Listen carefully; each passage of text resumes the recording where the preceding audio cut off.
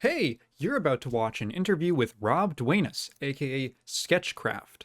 This is now the fourth in my series of interviews with former GameFan staffers as a follow-up to the Die Hard documentary I made back in 2022. Rob was the designer and graphic artist for the 2010 GameFan reboot, and he worked on Play Magazine before it. In the time since then, he's worked in the games industry on titles like Crash Bandicoot 4, the Spyro Reignited trilogy, and Overwatch 2. Most recently, he wrapped up a run with Image Comics on a 5-issue miniseries, Spawn Kills Every Spawn. You can find his work down below on his website, ArtStation, DeviantArt, and YouTube channel. We had a few interruptions during recording, so there's a bit of cutting around, but this is the mostly unedited interview. Thanks to Rob for joining me to share lots of stories, and I hope you enjoy. Nice to meet you, Tag. And saw you last night on the Game Award streams. Yes, I saw you. I was going to mention that. Thank you for popping in. I don't know what weird conversation we were having when you all over. It's fine, man. I'm super liberal. If you wanted that Muppet Christmas Family thing, I can upload it. I got like a DVD version. And the thing was, it originally aired on ABC television. And because Sesame Street, Children's Workshop owns Sesame Street, and HBO had to deal with Fraggles, and the Muppets were hence Disney at the time, right? So when it went to DVD, they split up and cut stuff out. But someone made a fan edit and put it all together, So if you want it, I mean, it's super fun because it puts them all in one thing, and Jim Henson appears at the end too. So it's not something that is easily discoverable online or something. This is not in its full form, like in pieces. Wow. Yeah. That's cool. So if you're interested, I can upload it. It's not a big deal, dude. I mean, I'm a big Muppets person, so it's like any chance I can to be like, look, you'll feel good on Christmas. You can't. You know what? I might take you up on that offer after this. Yeah. That sounds like fun. I am also awesome. I like Muppets. My girlfriend's probably a bigger Muppets fan than me, but I don't know if anyone's as big of a Muppets fan as she is. So it just. Those Muppets hit people in different places, right? They do. To begin with, if you could do just a quick introduction about who you are and why we're talking today. Sure. Well, my name is Rob Duenas, aka Sketchcraft on the internets. And at the time, back in 2010, I was the art director for New Game Fan, right? New Game Fan. And by what I mean art director is I pretty much put together anything you see visually. I did 90 to 98% of it. There was around issues 4 or 5. I had some help. Before that, I was what they called chief illustrator at Play Magazine, which I started around 2008. So I worked with Dave and company from 2008 to 2011. Yeah. So you, what's your background in art before coming into this whole situation? How'd you start? Well, I started full-time in 2005 in t-shirt design. So before that, I worked at Kinko's. I went to the Art Institute of San Diego, sadly, right? Before AI was ruining everyone's lives now, 20 years ago, it ruined mine. But that's a long story if you ever look that one up.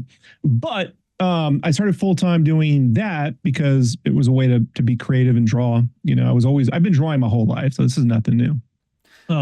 But I started doing that, and that was licensed apparel for men's and boys t-shirts primarily, in Walmart, Hot Topic, he named the store, nationwide, for Marvel, any license, So I did that, and then what I would do is once or twice a year, I would go to conventions, like little Comic Cons, to kind of network and sell art and stuff. And it was at a Wizard World in LA in 2007 that I met Daniel Campisi, who was Dave's assistant, right? Over at Play Magazine. And I mean, we just was chatted up, and very quickly you come to find out I love games, So he was like, Play Magazine? I'm like, do I? Do I? Yes. Anyone that puts, as they would say, Lunar Nights on the cover, or Mace, you know what I mean? I'm there, man, and all the hand drawn art, Sanford Green, Daney. I was very familiar with all that. I'd been reading Game Fan in the 90s, Not that I followed Dave around. I didn't really follow the name. It was the art that kind of drove me. That's why I started picking up PSM magazine when they had the comic covers, and then I realized, hey, I know that Greg Off name. Like I would pick out the names when I was done. Like who did this, who did that. So I said, yeah, I'd like to work at Play. Like I wouldn't know what doing. I don't know who hires artists. And so it turns out that at the time, Dave Halverson wanted to do or branch out the business and start a graphic novel company doing video game graphic novels. And these video games would be the basis for like a next game in a series. The right? comic books would be the basis? Yeah, that would be the idea. So you could get the idea of the story in the novel and then do a game based off that, and then, be able to synergize the two in a way. So now, I've never spoken to anyone at Backbone Entertainment, so I can't tell you how true this is, but Dave told me that he got the rights to use Death Jr. Like they said, Backbone said I can do whatever I want with it. And so I was like, okay, like I sure. And so he wanted to do something based on Death Jr. And it would involve Death Jr. teaming up with this Angel character. And the idea in the gameplay would be that you'd switch between the Angel and Death Jr. to these souls escape. So you need the Angel to collect the heavenly souls, the Death Jr. to collect the evil, the hell souls and stuff.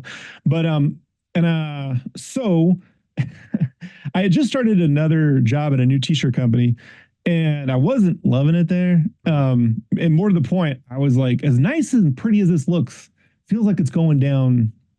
This is like 2008. You can sure. So this is before the big turn, but you could see it coming, right? Yeah. Like, and so I was like, if they don't cut everyone now, they're probably going to cut us by December.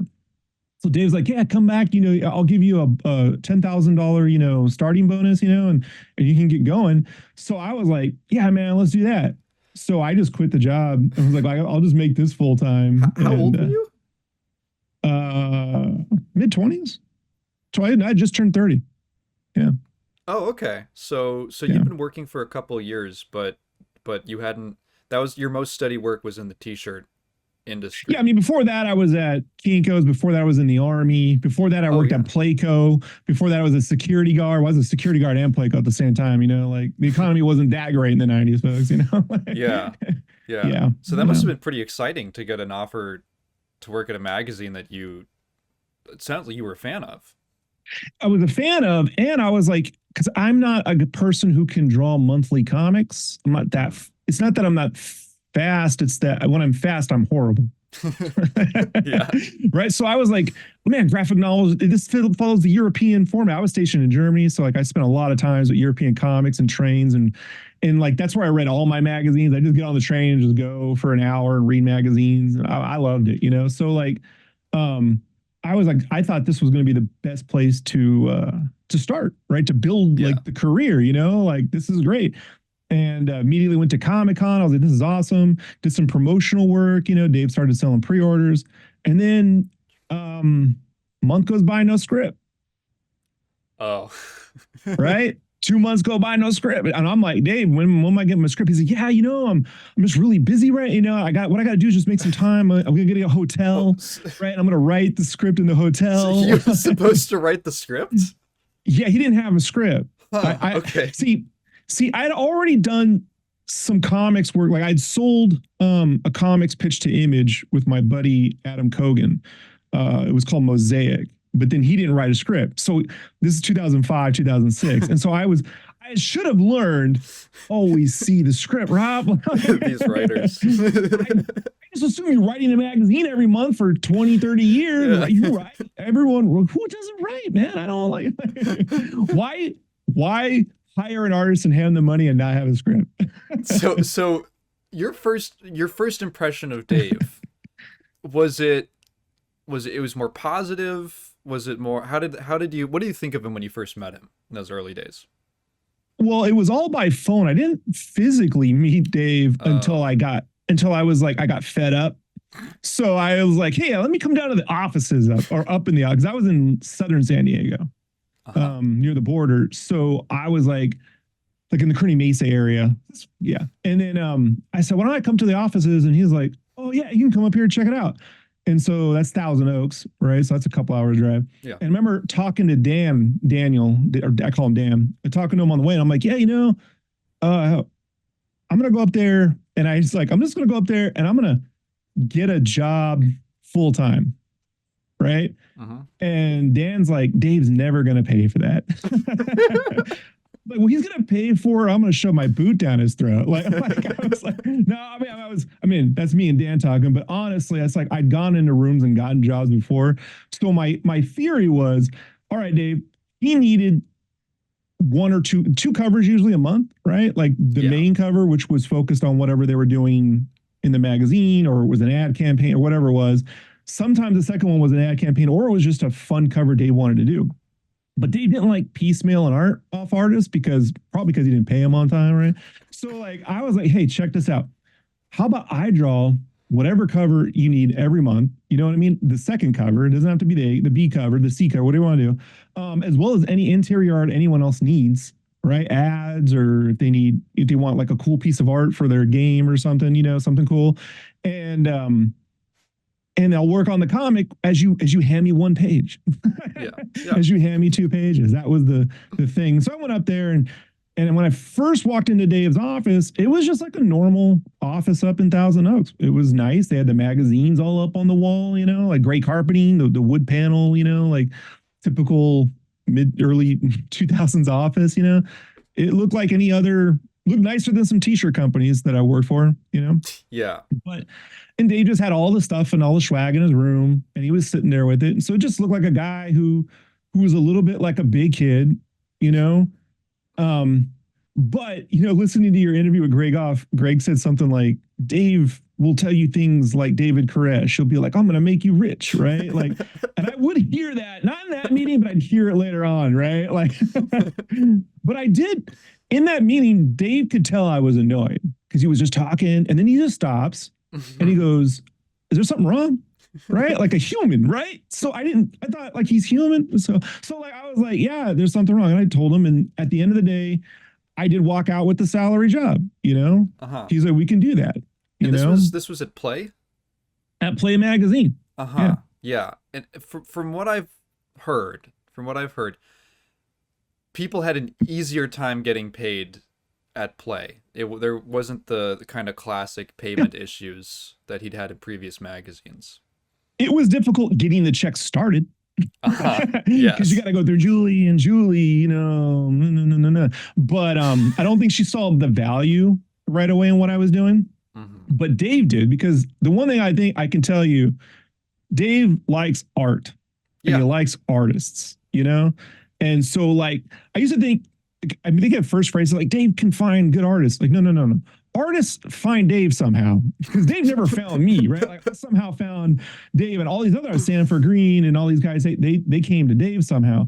So he was really good at that, and he recognized quickly that, oh, I could do this and that. I could work in different styles. So like when they did Girls of Gaming, I could do a Hung Tai Kim style, and I could do like a Earthworm Jim style if I needed to, like it just depends. It's funny you bring up Girls of Gaming, because that was on my notes. Can I ask how Sure. how did you get involved with Girls of Gaming? I find that to be an interesting part of the history. Well, I knew the magazine. I don't care too much. Like, as long as everyone knows you're drawing like lewd pictures of whatever, I don't really care. Like, as long as the artists know, the licensors know, and the customer knows, then you buy it, don't buy it, I don't really care. That's how I operate. So I was like, man, that was the only place I could find some of the South Korean artists, like Hun Tai Kim, or it's the only place I could find some guys. Matthew Humphreys was a really great cartoonist who ended up going to direct like DuckTales 2017, and and a bunch of stuff if you look him up. So it was a very art-driven thing. So as an artist who likes comic art, I'm like, oh, I'd always pick one up, and I didn't like everything. There's a lot of like, oh, that's a bunch of bad renders. But Dave asked if I want to do some pinups in there, and then he asked me to do some nude ones, and I didn't like the way any of those came out. But okay. And so like, and it wasn't that I'm like, if it's gonna be like Hung Tai Kim, great, or it's sexy, but if it's just straight nudity, it just comes off weird sometimes. Like you don't realize until you draw it, and you're like, bad idea. But I didn't end up making 2 issues Making. like as an art director. Yeah, there's a Girls of Summer, which was a direct Yes. Yeah. to drive, I think, exclusive. I don't think that ever went to print, other than Julie printed up like tears, and I think she told people went to print. And then there was Girls of Gaming 9, which did go to print. And I did a cover. I did the cover art to that, and I laid out the entire magazine, like from beginning to end. And I was just trying to get, at the time, I mean, we're fast forwarding. This is like 2010 or 11 ish. Yeah. That was me trying to get a paycheck. Yeah. Because Game Fan wasn't, and it was right after we did like issue 4 of Game Fan, and I was going to do it. I wanted to put my art on the cover, or have a B cover for Enslaved. And Ninja Theory didn't like my art. They wanted their art. So my art for Enslaved then went on Girls of Gaming 9. Oh, interesting.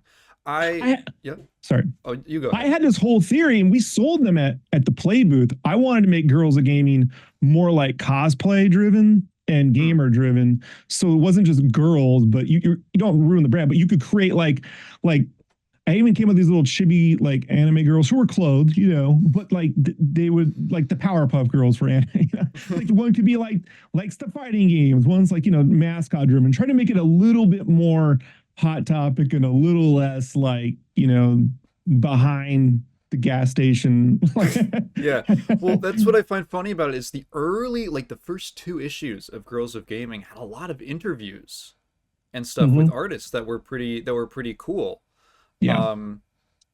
And then after, like, I think they went on for a little bit, it kind of just became sort of just like, these are basically just like a photo collection. Like you said, like a lot of renders and stuff like that. I wanted to ask you, we did jump ahead a little bit, but I wanted to ask you, in Girls of Gaming, there were a couple pieces of artwork that were sort of like legally distinct like sort of off-brand versions of like Project number 3? Yeah, Dave loved Project number 3. Yeah, like they couldn't. How did that work? Was that you? How did that work? Yeah, sadly. Okay. Sadly. There's no legality to that. Dave just put it in there and said, make her nude. Oh, okay. Was it like they couldn't get the rights, or? Oh, well, I did a Project number 3 that was partly nude in one of them. So I don't know if we're talking about the same one, but I actually did one, and I guarantee you he never had the rights for it. He just did it. Oh, okay. Yeah.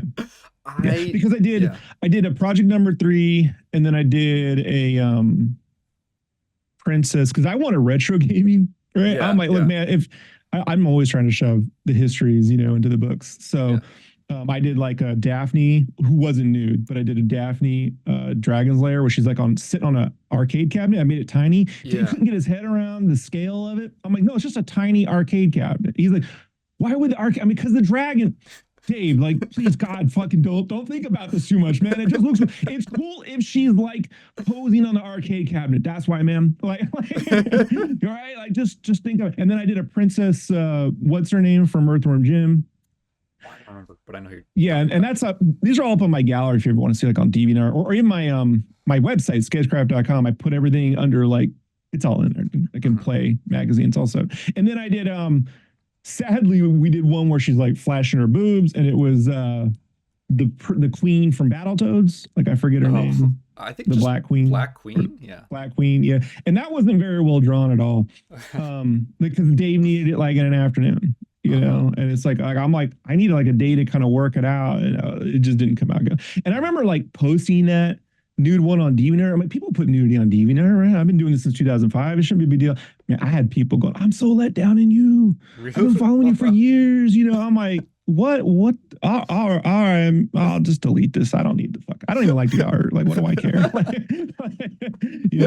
I don't want. But I did do a PN03. But he loved those Grasshopper, the Clover, all those games, like, and I knew all this stuff. Like I was following game devs my whole life. Yeah. So I could have a conversation with them about Operation Rainfall, and I can have a conversation with them about Maximo, and Beautiful Joe and, all this stuff. And so we got along on that. But if you're wondering, did he ever get permission? The answer is no. No. That tracks. Okay. Yeah. He may now believe he did and remember he did. But like Costanza says, I'm as long sure that as you like the believe it, renders and stuff were official, or they got that as they part of would get, something. Yeah. and they would get those and put those in there. But Yeah. then eventually he needs something new. Yeah. It filled pages. Yeah. So when play wraps up, what's your memory of play's end? Molly was accurate in that it sort of disappeared overnight and not everyone knew. I kind of knew. Like I had to remember this because I'm like, that Christmas was weird because we had a pet that we had my girlfriend at the time, her family gave her a horse, and we're poor, and so we couldn't afford the horse no more with the recession. So where were you living? San Diego, but you could put a horse in a not an apartment. You could rent stalls. This was a whole plan I didn't support, but I was trying to be, you know what I mean? Like also, like we can get by. We don't have kids, like I guess, a horse. I don't know. It's pretty, support the horse. Very pretty animal, but I just don't think it's responsible. couldn't tell her family that. So anyhow, look, in hindsight, they've all agreed I was right on that one. However, that was we had to find new places for the horse. We weren't gonna, send it to, and we found a good home. However, so that was happening around Christmas of that, and then through New Year's. That whole time, I didn't get a check, and I believe I did get a phone call from Julie or Dave, but I think I got the phone call because Dave said, because of the video game magazine, the graphic novel, the Death Junior stuff, he was like, that's still going, don't worry about that. Doesn't affect that. I'm like, all right, like the magazine's gone. Because when I was there, he's like, we have like 1 million subscribers, we've been doing this 10 years. Like, we're going to be here forever, man. And I was like, yeah, forever, like 6 months later, out of business. That was the course of 6 months? Yeah. Yeah, Jeez. That was the last time I was there in 2009 or 10. Yeah, it does line up. Wow. Yeah. Oh wow. Okay. So, after play is over, how much of a lull period is there between that and Game Fan? I had 30 days. 30 days. So it was like 30 days before he pitched me the idea, because we were literally. I remember where I was. We found the home, and the horse was at these new stalls, and I got a phone call, and I'm like, is Dave. I got to answer because she knew he wasn't. I probably wouldn't talk to Dave for another 30 days if I didn't answer. So, and he was like, yeah, man. So we're back in business. We're going to do Game Fan. And I'm like, Game Fan, right?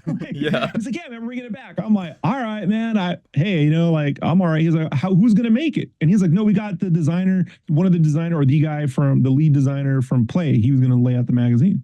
And he's like, I just want you to come on and do what you do with the covers. And then do you think, Rob, you can take because he knew I could airbrush and do ads and because I've been making logos and doing stuff for Dead Junior. And he's like, could you take like a Play logo or like a layout in a magazine, like a basic one? Could you, and then like in Photoshop, can you make that like Game Fanny? Game Fanny, like a Game Fan, like I'm like airbrush, like what does that mean? Rendered. So I'm like, send me something, dude. I'll give it a shot. So they sent me some Bayonetta like pages from Play, right? That they had actually done. And then I can do anything in Photoshop. I'm not bragging. I can't. I've been using it since 95. So I'm like, yeah. So I did that. And they're like, this is going to work. And I'm like, all right. And it just was more like textures and layers and adding color and glows, not material design. Like Play was a very material design magazine, very UX friendly, right? Yeah. Like it fit right in with Ridge Racer 4s, like, like UI. I loved it. It was beautiful. But he was like, if we call Game Fan Play, if we make Game Fan look like Play, Game Fan people are going to hate us. Like, I'm like, no, they're going to hate you. They don't know me. Like, why would they hate me? No one knows me. I don't, half this company doesn't know. I don't even know if Julie knows me. So then that designer must have, I've never spoken to him ever, must have realized there's no money. Right? To the winds, gone. So Dave calls me. He goes, hey, the designer dude left. You could lay out the magazine. And I'm like, I could lay out the magazine. He's like, yeah, it's super easy, man. I've done it myself. I'm like, you laid out the magazine. And I'm thinking, like, in hindsight, I got him to admit, no, he laid out that newsletter or whatever he did in his office, like in '88, you know what I mean, or 1991 or whatever, like you know, first, that was or like the first Game Fan, right? The newsletter that they would do, Yeah, I got even the first issue he did paste up or something or whatever. Yeah. I'm like, all right, man, dude. So he goes, yeah, just come up. I'll show you how to do it. I'm like, all right. So I went up there and he opens up InDesign. He goes, yeah, you just drag stuff. You just make a box and you put stuff in there and it goes in the box. And I'm like, just okay, man, I guess we'll do it. And he goes, hey, man, so you got a question. And then they had gotten this. It wasn't the same office in Thousand Oaks. That was all gone. It was this, I call it the bunker because it was like this, it was still in Thousand Oaks, but it was like these little like industrial park where you have like a building, an office, right, and a garage would be built into it. So if you walked in, when you walked in, it had like, it must have been built in the 70s or early 80s because it had that circular adobe kind of like, you know, awning, you know, it was like all plaster. And you'd walk in and you'd have an office and then there'd be an open door and you go in there and it was just what was a garage, but Dave had made that his desk with an office, computer set up for designer. And then he had a big area with all his toys and stuff in there and a couch and a TV for him to review games and a bathroom. So I call it the bunker. So he had me in there and he goes, you think this magazine should be this big? And he holds up a Rolling Stone, right? Yeah. Or this big, and he holds up like a little manga looking thing, okay. like tiny size, you know, digest. Yeah. And I'm like, well, the future's manga. So if I had to say, you know, do a new game magazine, maybe we make it manga size. But if it's called Game Fan, I don't know how you put a bunch of screens on. Yeah, maybe animation. You know what I mean? Yeah, like it's game screens. Like small is not going to benefit. Yeah. So he goes, all right, we're going big. I'm like, okay, we're making a big magazine. My friend, I'm just trying not to go back to doing t-shirts. You know, like I'm just trying to. Like, there was a great job. I was good at it, and I made a lot of friends.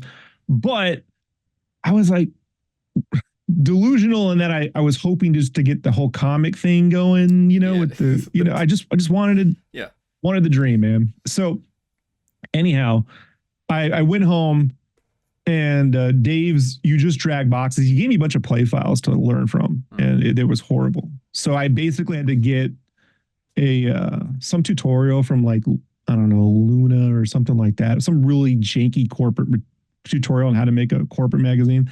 And I'm like, well, I know Photoshop. So this whole Dragon Boxes thing is really glitchy and InDesign keeps crashing. So I was like, I'll just make one box for an image and I'll make the whole layout in Photoshop. And then I could just put all the screens in there and do all these airbrushings and everything and not have to deal with any of this. So, and what was really great about that is I come to find out back at Play, Dave would like to flip screens out and change people's layouts on his own. That's how he thought he was making layouts, right? Yeah. He couldn't do that to the magazine. In Photoshop? It was one big PSD file he couldn't access, right? That's really funny.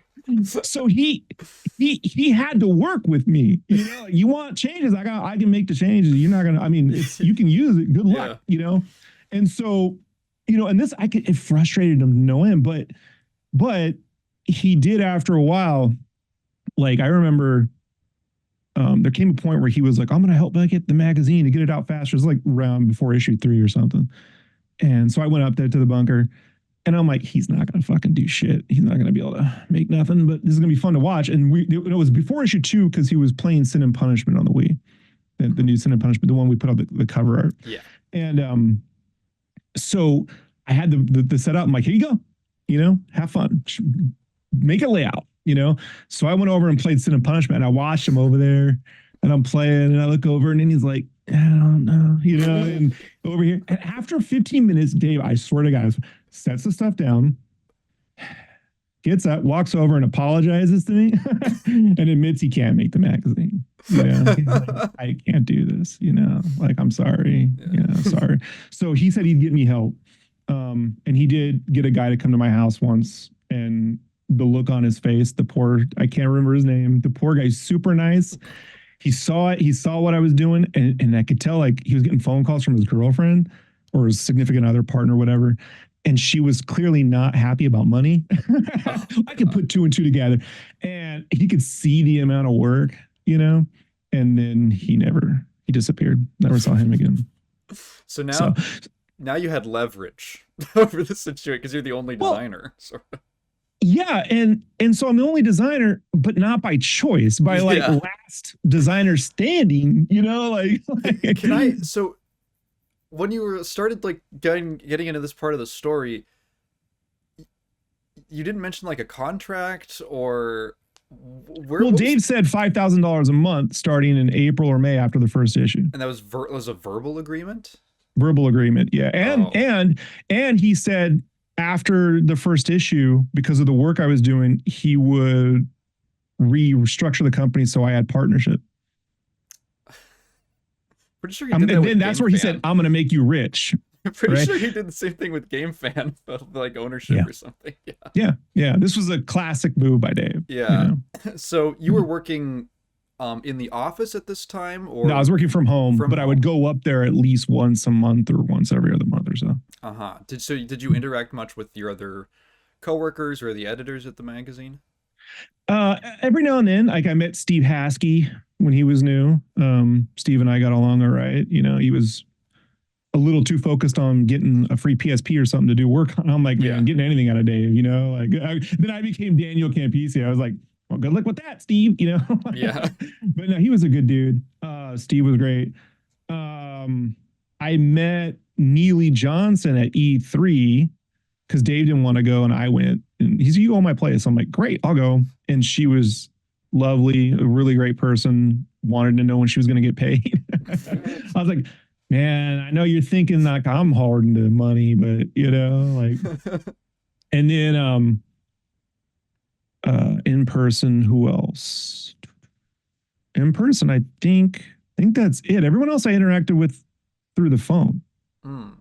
Okay. You know, I'm very phone oriented, you Yeah. know, like or whatever you want, like audio oriented now. But like I don't like emails, especially when it comes to creative meetings. I don't like to take up a lot of time. I'll Yeah. leave people voicemails now, you know, but I'm like, I want to be very clear on what we're looking for. Mhm. So I was very verbal with James Bacon, Wesley Rusher, um, Brandon Justice. When he came on, I met him at the office. And yeah, I think that's it. What was it like working on the first issue? Was it how different was it from Play? Well, I had to make a whole magazine. Like Yeah. never had to do that at Play. I'd say too, like I didn't know.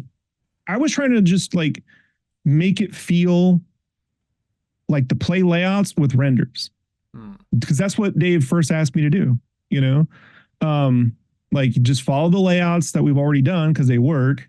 You know, and then just add some color and pop or render wherever you can to make it feel. You know, and then I had hoped, and I've you know I've done interviews on this one before. The cover art was supposed to be No More Heroes. I've done a bunch of Yes. logos. Like I gave Dave options. Like I called it GFM. Like, do you want to modernize this? You know, and he's like, no, it needs to say Game Fan and be just like Game Fan. You know, we're just not going to use DieHard Game Fan because he let some dudes make the website DieHard Game Fan. Oh God! I Yeah. sold the rights to. Oh yeah, I forgot about. See, you gotta remember, like there's a lot of there's some all the other stories you told are about accurate, but when it comes to the new Game Fan, little inaccuracies here. We had a Yeah, website. yeah. I had the website. I had the Facebook. I had the Twitter. I had a podcast.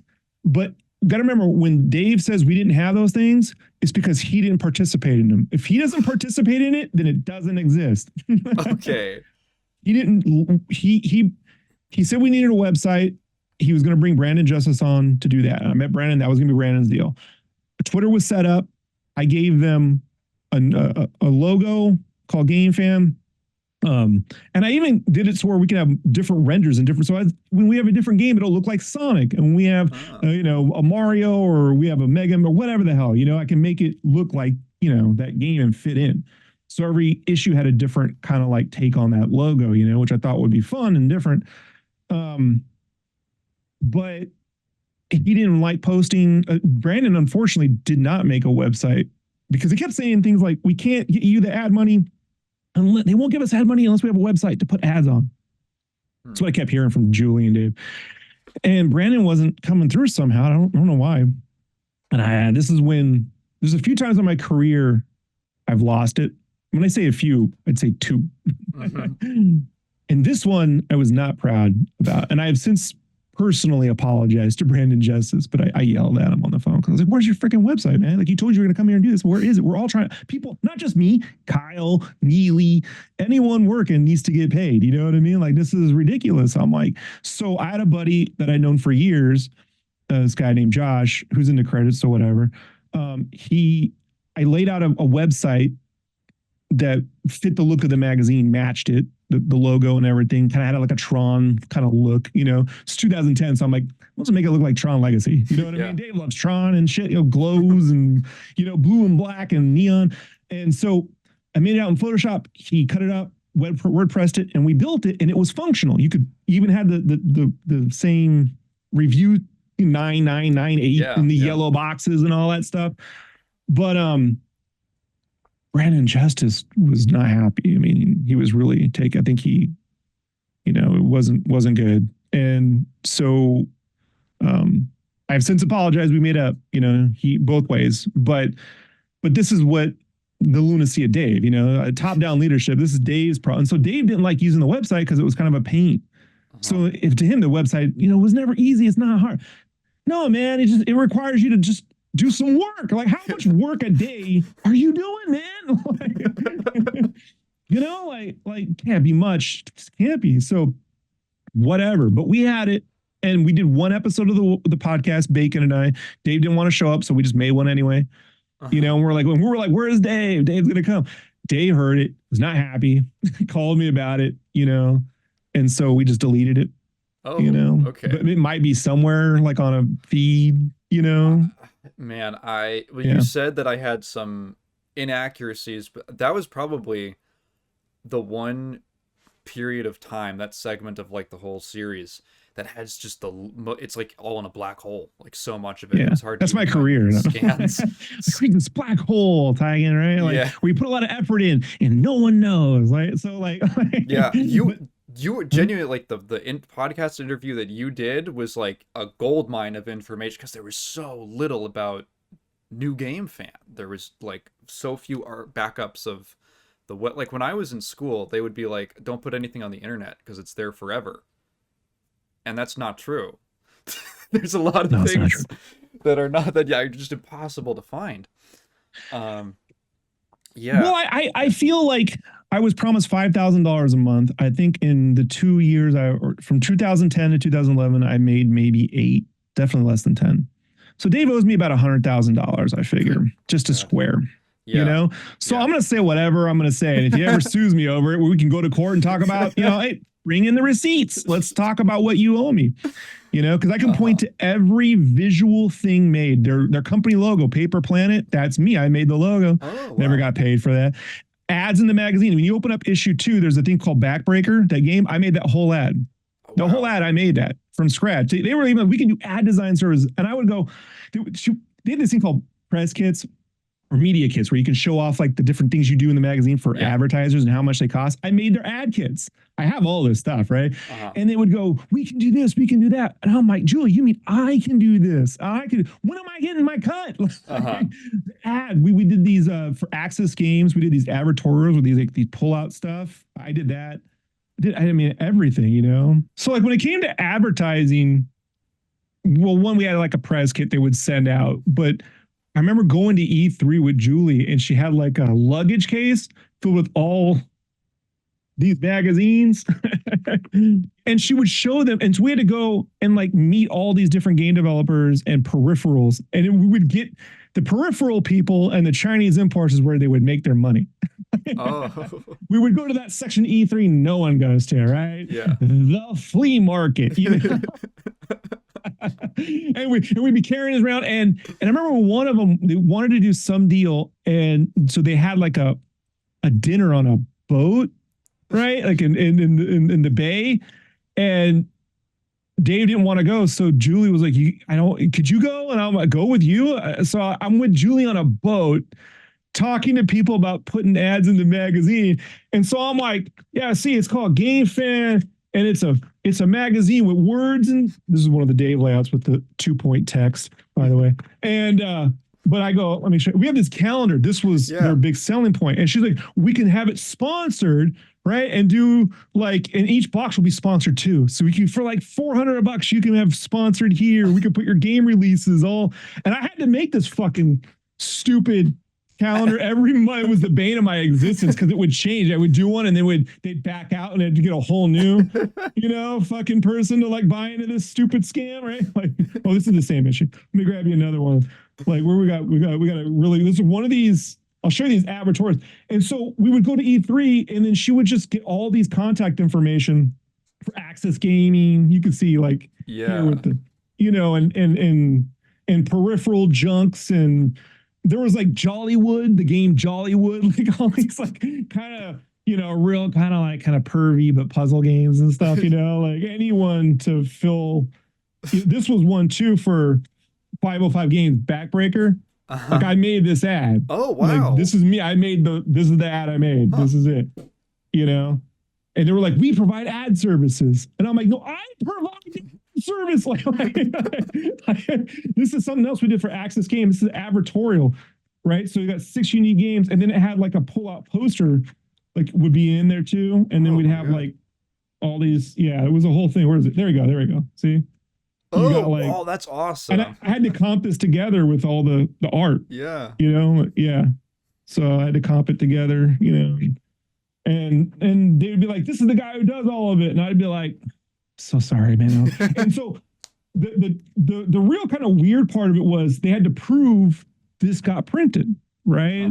So whenever it would get done, they were right next to a print shop in this little bunker. And the print guys would print out the tears as if it were printed. And so they would show the tears because it might be another month or two before they get it printed because they don't pay their printers, right? Yeah. Yeah. So look, they all went to print. It wasn't fraud, but it was certainly, I don't know if they teach that one in business school. This is the 3rd issue, right? Yeah. And this is the one I'm probably the most, but this one's crazy, bro. Like, this is insane, the amount of, there's like, because it was E3 and Dave goes, we got to put all the games in. It's E3, man. I'm like, you didn't even go to E3. I went to E3. You don't want to go. Why do I have to make the fucking magazine? You didn't even go. So, and so we had to put it as like 100 pages almost, dude, in this one. They're usually like 64. Yeah. These were tough too. The last page was always like what comes in the next issue.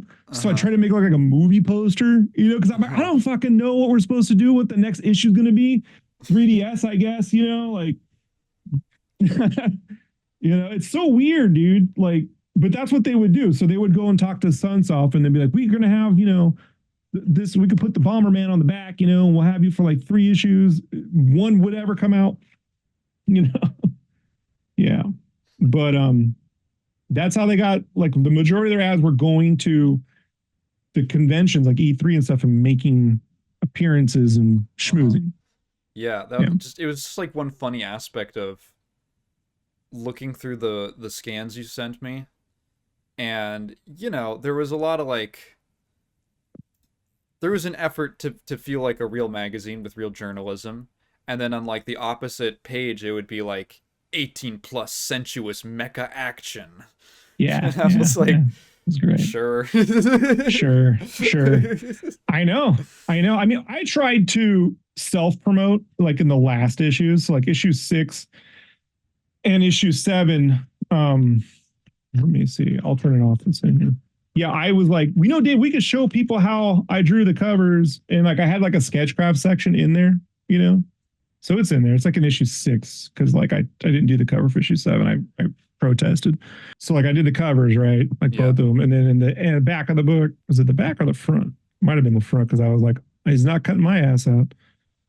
Yeah, like Sketchcraft, right? That's where I came up with the name because like I wanted them to get Minecraft, you know, in like play, and then GameFan, you wouldn't do it when it was new. And I was like, oh, I need a name. And at the time I was like Sketch Rob. And I'm like, that sounds like that dude who does like caricatures at your birthday party. So I was like, what if it's like Minecraft, but Sketchcraft? And so that's how I came up with that name, whatever. But these calendars were supposed to be their big moneymaker, like the sponsor of the issue, you know? Did that work out? No, I mean, maybe for them, you know, I hated this fucking thing more than you can, but powered by, you know, I mean, you don't realize like, you know, the last thing you want to do is get dates and get them wrong. Like I'm not a copy editor. This is why copy editor. I'm a graphic designer. You know? And then they got to go, you know, Rob, a year later, E3, this one right here. And I'm like, man, I'm sorry, dude. You know, look great though, right? Like my job is that's why when you read back the rant I had on, because I didn't have a website at the time. It was my only platform was my DeviantArt. I was like, I'm an illustrator, not a designer. I'm not an illustrator, I'm a cartoonist, but like I'm supposed to draw, man. Like, I was supposed to draw, and I'm doing everything but drawing. And if I was making $5,000 a month, you wouldn't have heard a peep about it. I would have took time off and just whatever. But you know, no one was making $5,000 a month. So, but that was the weirdest thing, walking around with Julie trying to sell ads at E3, you know, like, I mean, I guess that's a trick. Like now I have the balls to like, if I needed to go do that, I know, you know what I mean? Like a lot of people don't even have the guff. Like, how would I go and show people, you know, a magazine and try to get ad? But I'm like, you just believe in yourself and get a luggage bag and carry it around E3. Like, somehow you two will end up on a boat in Santa Monica Bay. I got actual photos somewhere because I took photos on my shitty phone just to like, I can't believe I'm here doing this, you know? And I wanted proof that I wasn't cheating on him with his wife too, in case anyone saw that. I saw Rob and Julie on a boat in Santa Monica Bay, you know? Like, it ain't like that, folks, you know? Like trying to sell ads. So weird. It's weird. I didn't expect, you know? It's an adventure. It's an adventure. And I'll tell you this, I would have loved some of the swag that comes along with, you know, like it'd be nice to get some Axis games, I guess, you know, 505. So anyway, I was just trying not to get me paid, but everyone paid. I just really want to be clear on that. Like my dad owned the company and I watched him not pay people. So I'm very big on, nice. You know, I'm very big on like, man, everyone needs to be getting paid, you know? So, but anyhow, everything we did visually, you know, and even then some business decisions they took of mine and ran with it, which we'll get into a little later. I'll pin that, believe me, because the Destructoid thing, unfortunately, was my idea. Like, but not the way they did it. It was just at a point, because this happened years after I left. But I remember telling Dave, because he was like, we don't have like an online presence. I'm like, well, why didn't you just do videos? He's like, well, I used to do a spot on Current Affair or Entertainment Tonight. I can't remember what it was. And I was like, okay, again, why don't you just be like Angry Video Game Nerd? I'm trying to give examples, right? So I remember saying, hey, you know, what if you just teamed up with an online presence and, you know, and then whatever reviews they have for like filler that no one probably sees on their site can go in the magazine for things that we need anyway, and they could get a spot in print, and you could just do like a collaboration. You do a show with them and we'll advertise them, and then they advertise us, and there could be some kind of collab. I know it's like, yeah, you know, I mean, Destructoid has like a game fan feel, and I think Giant Bomb, and it's like, that was like, yeah, you know, that's not a bad idea, actually. I see what you mean now. Right. So a website can be in print, and a print can have a web presence, right? Yeah. Like a collaboration of some sort. He went back long after and did a flipbook magazine, which I got to tell you, the flipbook magazine, man, the first time he told me there's going to be that Matt was coming on to do a movie thing on issue 1, I told him, look, I like Matt. Right, Matt's a really super nice guy. I'm online friendly with him to this day. But like, I told him never do a flip book anything. Like I learned this from Image Comics when Youngblood 1 came out. Oh, it was a flip book comic book, right? And people were pissed because they got half a comic. Yeah, yeah. No matter how you shake it, it's half of something. Even if it's 128 pages cut in half, they're still going to be like, man, that was. Yeah, no one likes flipping that over. Yeah, 60's too short with like ads and stuff at the beginning and stuff. It's yeah. To reiterate about the movie fan thing for anyone listening who doesn't remember, that was I believe the first 2 issues of the new Game Fan, the reboot. Right. You could on the backside it was a different magazine called Movie Fan, and that was like maybe a third of the total page count. It was very minimal. Yeah, it wasn't even half. No. Yeah. You from what I remember, you had kind of a stressful time at 24 hours. 24 hours. Yeah. Matt was supposed to have a whole nother crew making this thing, you know? Oh. Was what I was told. I never talked to Matt about it, so this is Dave telling me what was supposed to happen. What I can tell you was when he was like, we got to have it just to get it out. You know, we have advertisers. I'm like, what? All right, man. So I'm gonna just hand me the assets, and they handed me the assets, and it was like 100 kilobyte movie. We had a page for movie poster review. Who the hell wants to review a movie poster? Like, you just look at it when you're at the theater and you go, they suck now, right? Like that's what a movie. But this is, like unless we're interviewing Drew Struzan, like I don't really see the point. Like, all right, we could literally just print blank paper and people would complain less. You know what I mean? Like you could just put sketchbook Game Fan in the back and it would be better than this. And so, but I'm like, I'll go get a movie, and so like I had to get. I think you gotta understand when it came to the assets of the magazine. I received maybe 15 to 30% of the assets in any given issue. And in some issues, less than 10% of the assets. I got all the assets for everything, not just the movie thing, but then the game stuff too, because Game Fan needed hundreds of screens. See, when I went back today after issue 1 to kind of like figure out how, to improve this process, he slipped and told me, when everyone was doing their layouts at Game Fan, everyone was in charge of their own layout. I was like, everyone was in charge of their own layout? He's like, yeah. I mean, we had a person who'd put it together and do some stuff, but if you wrote something, you did your own game layout. Uh-huh. And so I'm like, how many writers you have on that magazine? He's, oh man, how many, like 8 or 10? I'm like, so we had 8 designers. Yeah. You know what I mean? Not one guy, or person or individual trying to get 100 screens per game, right? And these little film strip things and all these, so it's like, it's a tremendous. And so what I did was they had access, because this is before like even games were being broadcast in decent quality on YouTube. Oh, yeah.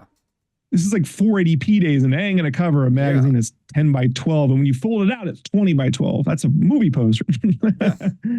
So they had access to this thing called like games. I can't remember the name of it, but it was a European place where you get all the press kits, right? So I had European press kits, and they were free on the European side. The American side, they had to pay, and they didn't want to pay.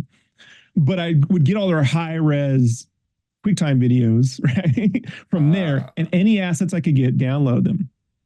And then I would go into QuickTime and export frames, right? Every frame I could get from the videos. Yeah. Without smears, and so I could generate all these screens to put in the magazine. And the tiny ones became film strips and the bigger ones would become, unless Dave gave me his own screens. Dave hated it because he was like, those film strips don't make any sense. You're supposed to show these complete gameplay loops. I'm like, I got 100 in pages, man, to do. I'm not playing the games, man. Like I'm not over here going, I'm going to show you how to play the game. I'm just trying to create a film thing, man. Like a look. It's just a look, Yeah.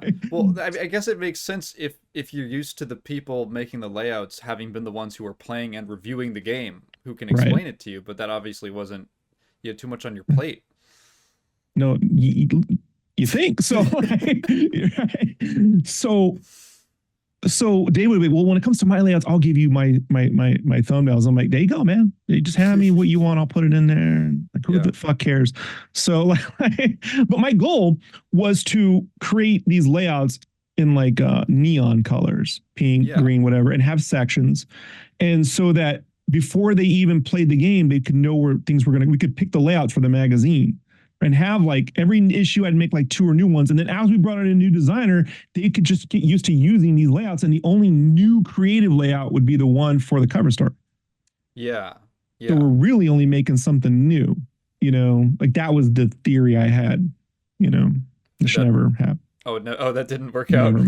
They got me some help on, I eventually got Dave around issue 4. I wanted to do GF retro. I said, what if we cover retro games? Dave had this thing that games were old and you shouldn't care about them anymore. Right?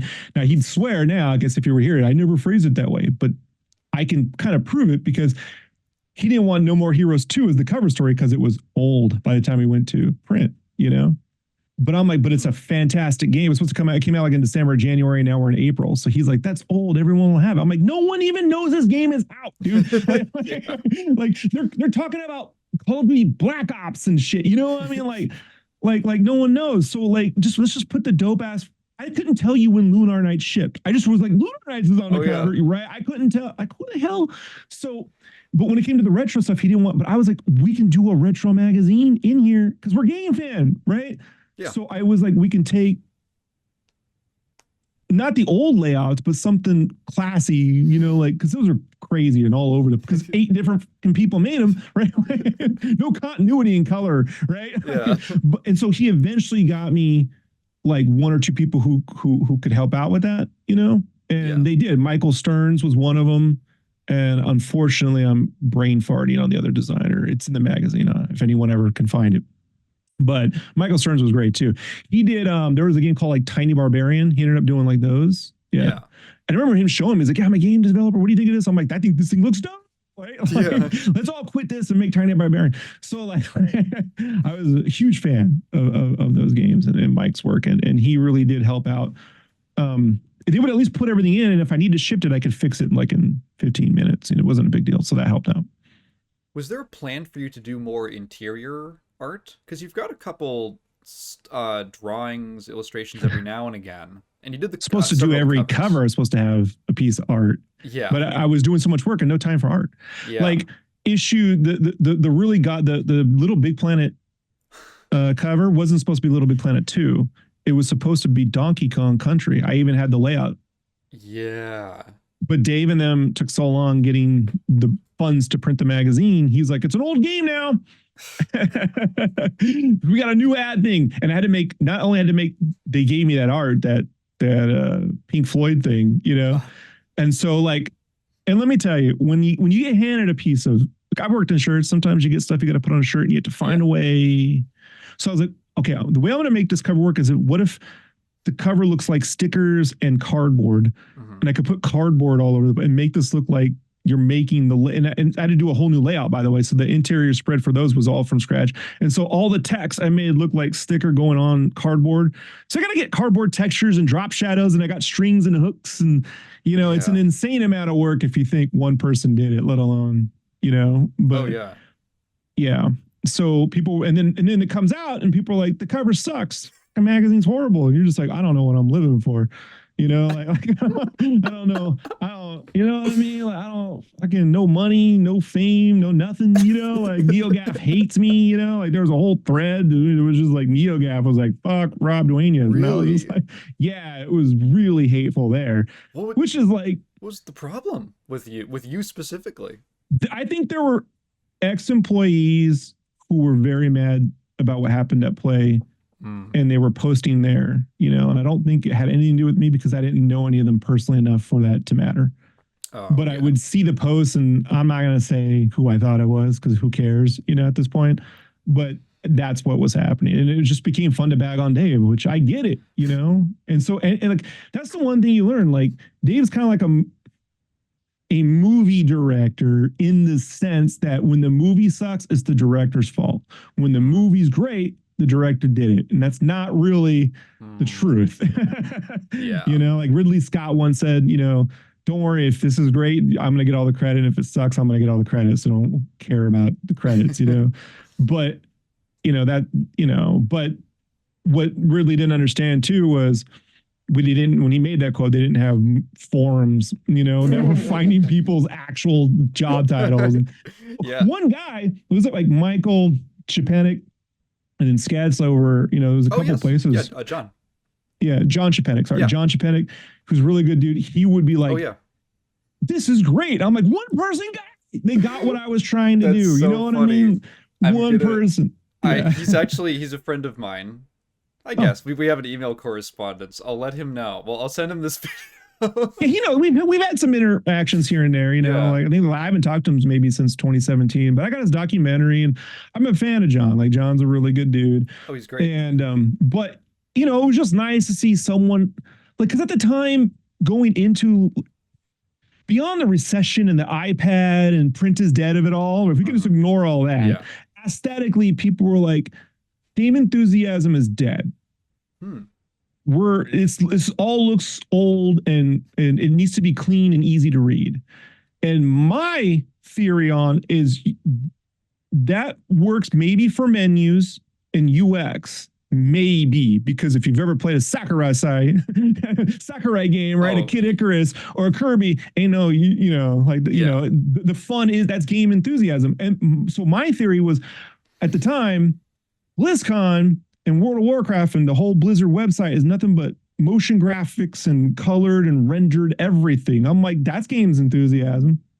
Yeah. Like why are we just saying it's dead and over? Because the only way to go from material design is to black screens. Like, there's nowhere to go. Everything will look the same. So I'm like, if you're gonna make a magazine, maybe just don't make it look like a magazine.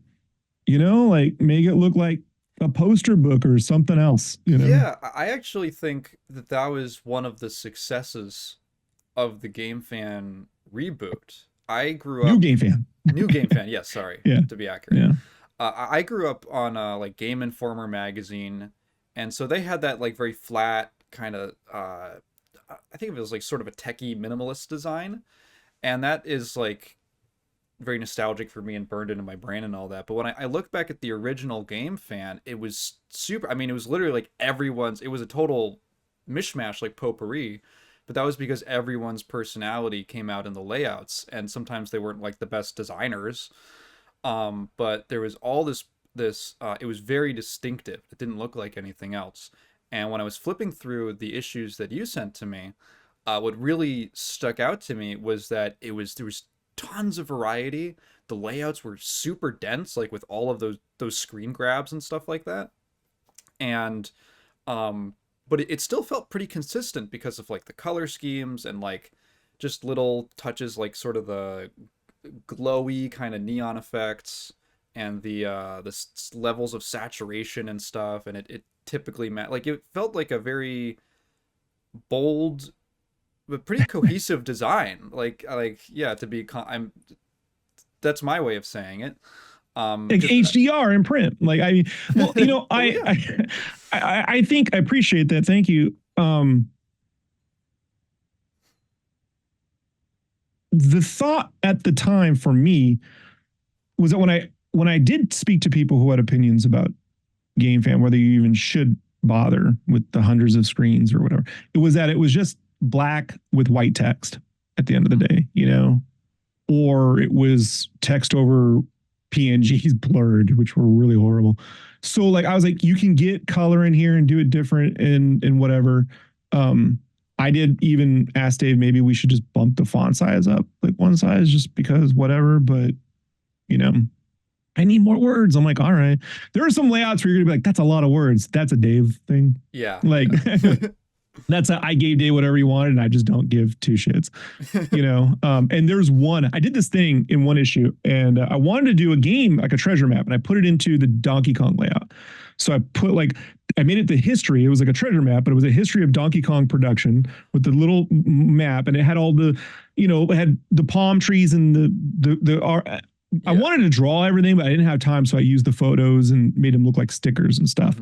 Made it look like stickers and whatever. And people really loved that. Yeah. Dave was like, let's do that for Zelda. And he gave me all this stuff. And I was like, well, I need like 2 maps to do this. This is going to be like 4 pages. We don't have 4 pages, we have 2. And I was mad at him. So I'm like, all right, fucker, I'll put it all on 2 pages. And we see the Zelda one, you're like, what the friggin'? You're gonna be like, no one can read. He's like, this is a lot of stuff, Rob. I'm like, I know. Don't tell me you don't got space. Like, 1 or 2 things can happen. You can either take my advice or not. You know what I mean? Like, I don't know. Like, I'm not trying to do this my way. I don't believe in my way. I believe the project, whatever project you're on, becomes its thing. It's sometimes it's later in the process, sometimes it's early. But every project you do, if it's a song, a comic book, a t-shirt, a magazine, it takes on a life of its own. And it can run away with itself. Like any child, you're going to have to be like, come on back home, a little too crazy. But you do kind of find what it wants to be if you're able to iterate over time. And I'm like, I think this is becoming a thing. And then I'm just trying to make what the thing should be, or wants to be, and my opinion is, well, unless I specifically, like, the only now I have opinion is like when I'm making food because I don't want to eat it. Yeah. Other than that, man, everything's negotiable. Like if the point of view is coming from the integrity of the project and not your personal I dislike, I'm not interested because you aren't buying the project. Other people are buying it. Unless you're gonna physically buy every freaking copy, then I'm not making it for you. I'm making it for 10 people, like Yeah. in the case of Game Fan, 25 people with 100,000 issues and chargebacks, because I don't let people understand when magazines don't sell. Those is a nasty little discovery in the magazine industry is when they don't sell, those stores don't ship them back to you, they destroy them and then charge you for the destruction process. So not only did you buy all those magazines from a printer, you don't get them back, and then you have to spend money destroying the copies not sold. I didn't know that. Yeah. And that actually is why the advertiser revenue is so important, because the money you do get back, it takes forever to get to you. Mm-hmm. And so the ad money is instant. The minute you clear an issue and you show them the proof of the tears or whatever, it's what they call them, like actual printer proofs, then they cut you a check. And so the advertisement revenue and then subscribership, remember, like, never covered the cost of printing an issue. It covered the cost of printing 4 to 6 issues a year. Because I had this discussion with Dave. He told me this, right? And then every now and then you could hear like coherent Dave, right? And so he was like, Rob, really the subscriptions would only cover, because I was like, all right, they only cover 4 to 6 issues a year. Let's just make 4 to 6 issues and charge for that. Yeah. You know what I mean? Like, let's just do that because we're not doing this monthly anyway. Let's not even fool ourselves, well, how are we supposed to survive? I'm like, well, get another designer so I can go back to doing he had a game he wanted to make at some point around issue 3 or 4, I can't remember. He decided he wanted to actually make a video game on top of everything else. Okay. And he got I believe his brother to give him $120,000 or $100,000. And so, it was called Studiovania because he gave me names and I'm like, Studiovania sounds cool, like whatever. I'm a huge Castlevania guy. And it was this game called Savior Machine. And it was going to be like a 2D game with this chick on a motorcycle, very heavy metal. So like when Greg Off was like, Dave always had this heavy metal chick, right? He wanted to have, now he showed me that thing and I'm like, I'm not drawing it, but he was like, you could design the game in between doing the magazine. I'm like, what's in between the magazine? So now I'm making a magazine, a website, convention material, video game. So that's great. Yeah. That's so funny. I don't know if you watched my interview. I think it was with Terry. I think it was Wolfinger. Terry Wolfinger. I think he mentioned to me, which blew my mind, which was back in the 90s, Dave wanted to make a game. Or there was some like game development wing of Game Fan that was super obscure and nothing ever launched. So I guess it's like it keeps coming back. I did a promotional poster, character designs. I did a bunch of silhouette enemies. It's on my website, Sketchcraft. You can go let me get these because if you guys ever want to see this, it's sketchcraft.com. and it's under video game savior machine. You can see everything in there. And this is like in 2010 or 9. And so like I had this idea. He wanted it to look like post-apocalyptic Mad Max, like Golden Axe, that game Golden Axe, but with motorcycles. And I'm like, fuck Mad Max. I'm tired of that shit. I wanted to look pretty. I was like, what if it just looked beautiful? You know? So I did all these different like beautiful backgrounds, some of them photos, some of them painted, whatever. But I made it like, he's like, well, it's going to be a VR world and she's fighting all these robots. So I made all the robots like giant dinosaurs, like with tubes and stuff. Right?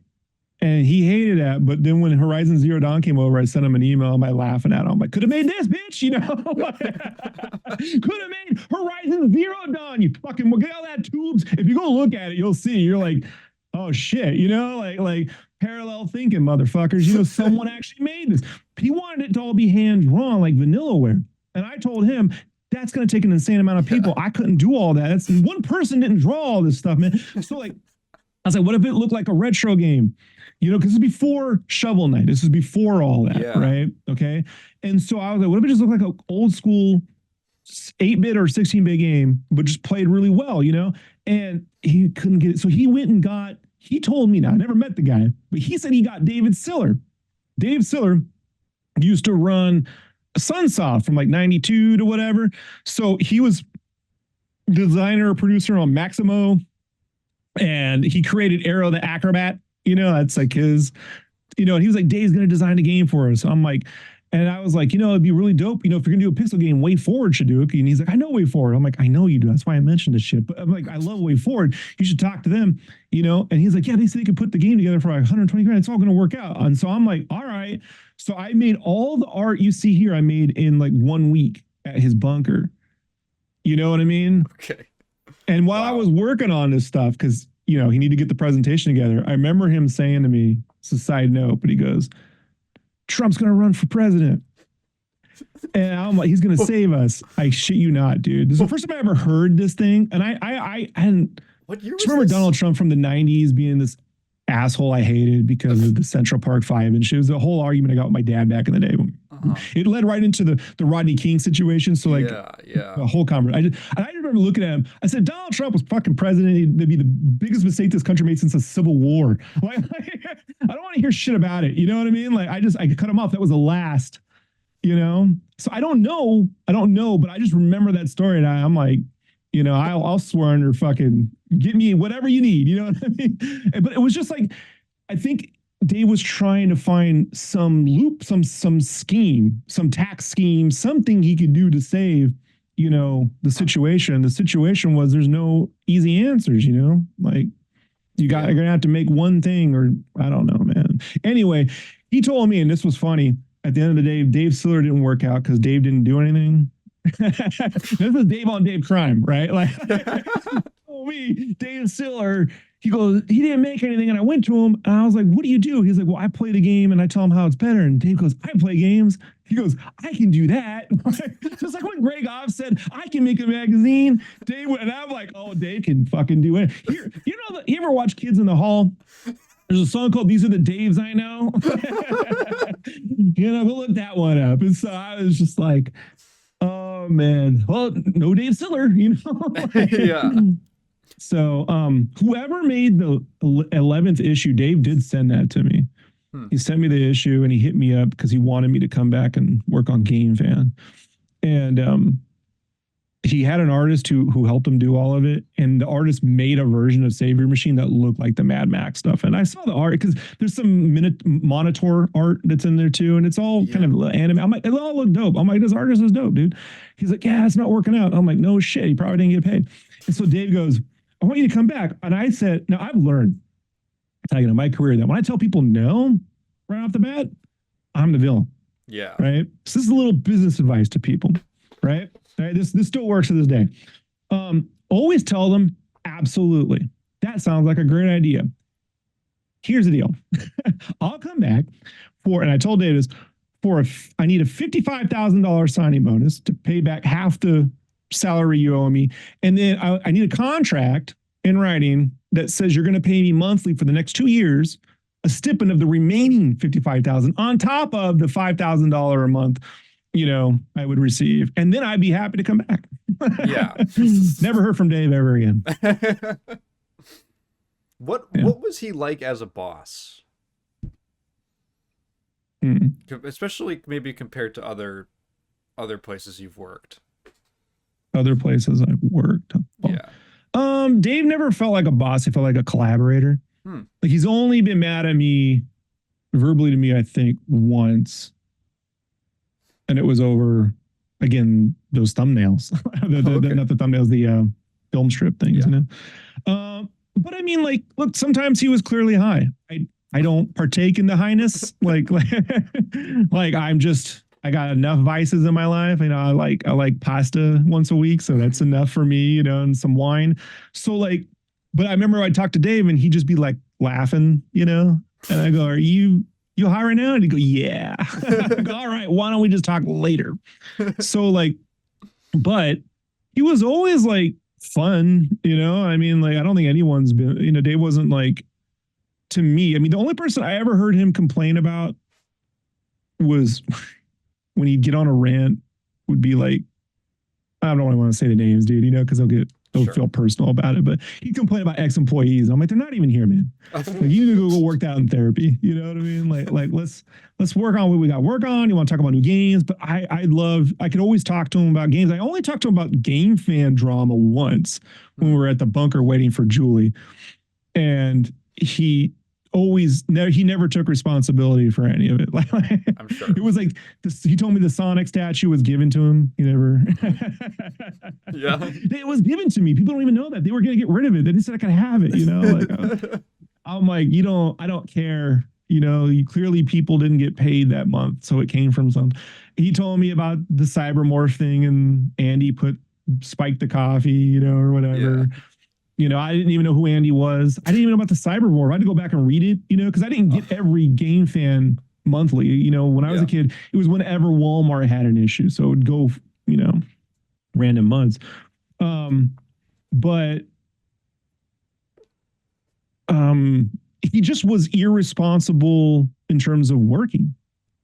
Like, if you go back to play, forget my new Game Fan experience. You go back to play, he asked someone who had a full-time month, salary job to quit and go draw a comic book and didn't have a script written. Yeah. Like, you can't, so you can say whatever you want, man. You're a 50-year-old dude at that time. Like, come on. You know what I mean? Like, so he's just irresponsible, but he was always like, positive in terms of like when I would like at Comic-Con, I did Game Fan booth at Comic-Con 2010, 2011. He had this corner booth he got for play. They were there every year. In 2010, we had no booth materials because he couldn't afford anything. But he was like, if we're not in the spot at Comic-Con, they'll take it. He's like, you have to be there. So I had the first 3 covers were done. So I had them printed up on and he paid for it, not me. Those convention banners, right? We put them along the back, and it's this corner thing where when you first walk on a con, and I sat on one corner, and my buddy, who I grew up, one of my best friends, even to this day, Joe, I had him sit on the other side because I know if that was open, people would come in there and sit and set their stuff down. So we sat there, and I needed money because they weren't paying me. So I put dollar sketches, right? I could have put 2, but I put 1. I didn't want to break change. So, and I did 300, 400 sketches in 3 days. Yeah. And just pocketed $4,000 and went home and paid my rent for 2 months, Wow. And so like the next year, Dave built a whole booth. He got real convention materials and it's all my art, and he got really comfortable cushions and seats and lamps and stuff and made it cozy. And, for a second there, I could pretend like it was a real company again, and everyone believed it. There's an interview with me somewhere, like some guy put it up where and I was like looking at him like, that's funny, shaggy hair Rob. But, and he just didn't like to interact with the online drama. I mean, he would tell me like, he's like, once you interact with it, you're talking to like one person and not the whole community, and everyone just wants to get negative about everything. And once it's negative, I don't like to work and I need to be positive. And so like, he told me he was a motorbike champion when he was or a racer when he was a kid. He was missing like one of his fingers. If you ever meet him, Oh, yeah, and he got that into an accident, you know, and so like he has a competitive edge too, you know. So like he's like, I could be better than Steve. He really had a competitive edge with Steve Harris. okay.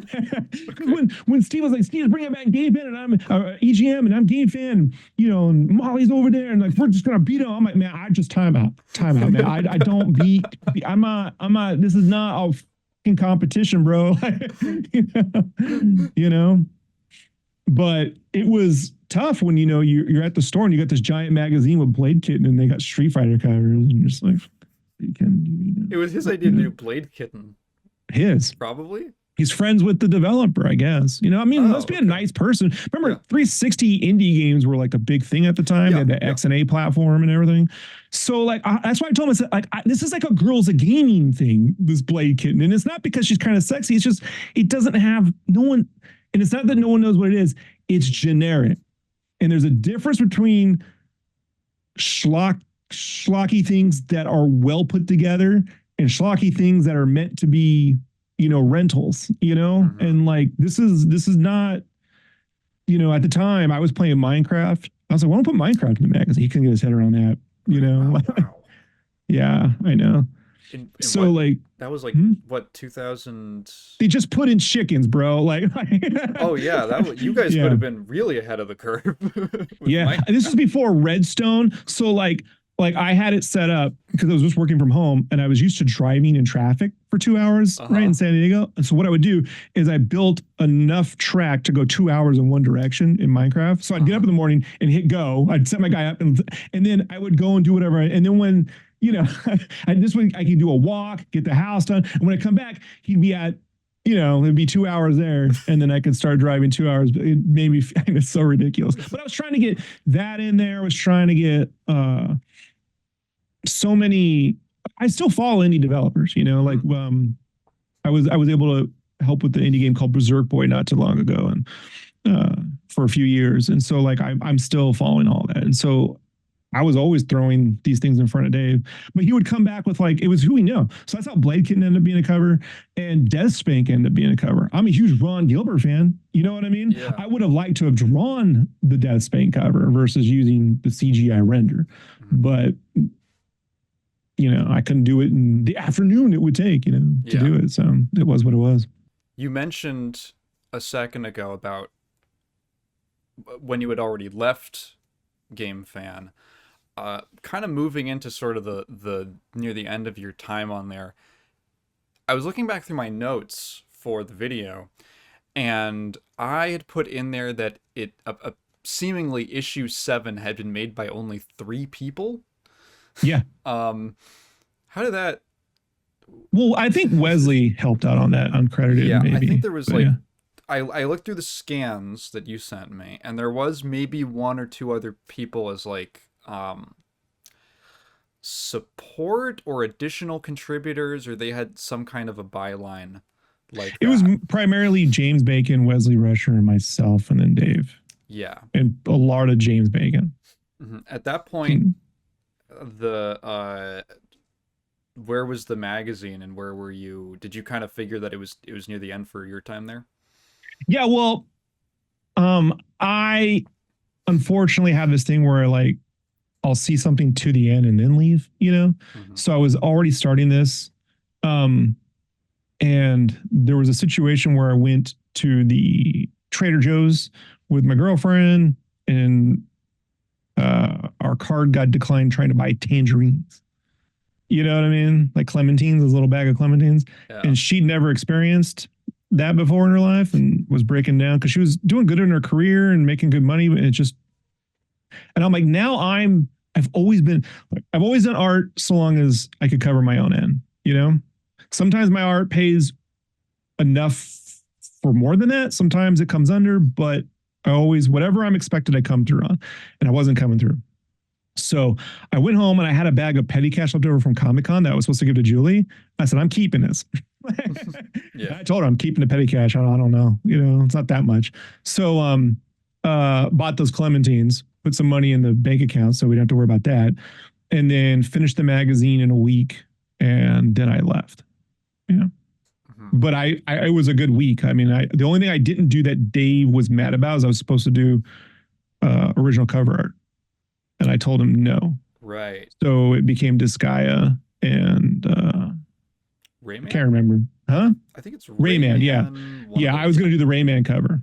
Oh, okay. Yeah, I was going to be original. I said, no, I just made him a cover. He was mad about it. He hated that Rayman layout because he gave me this thing where it was all over the place, this thing. So this review. So I was like, why don't I just take that cardboard stuff I did with Little Big Planet? Yeah. And I just made it a choose your own adventure review. Like I just put stuff all over the place. I drew lines connecting it, and you go here and you follow the bit. Dave was so pissed about it. It's like, I can't read where this goes. I'm like, make it yourself, bitch. You know, like I'm like, it look pretty. If you look at it, you're like, it's super pretty. You know, like it looks like promotional materials. Yeah. But I'm like, if you're gonna complain about this, fuck you, man. Like, you know, like, I just don't give a shit. And then when I left, Bacon left within 24 hours. He was like, you know what? That's right. You know, I'm leaving too, you know, like, and so. Do you know how Dave reacted to losing like most of the staff? No, but I'll say this. I did get a phone call from Julie crying. You could put that out there. That's true. It's the only time I ever heard her say she's sorry for everything and it was her fault. And she admitted to everything. I should have recorded it in case we ever go to court. But she basically admitted everything, that she screwed up and the money was there and they've been using it to take care of their own business and, you know. Oh, okay. Yeah, all that stuff. Yeah. As in, like, they've been taking care of their business at the expense of everyone else. Put it that way. Yeah. Okay. Okay. Yeah. Like, no shit.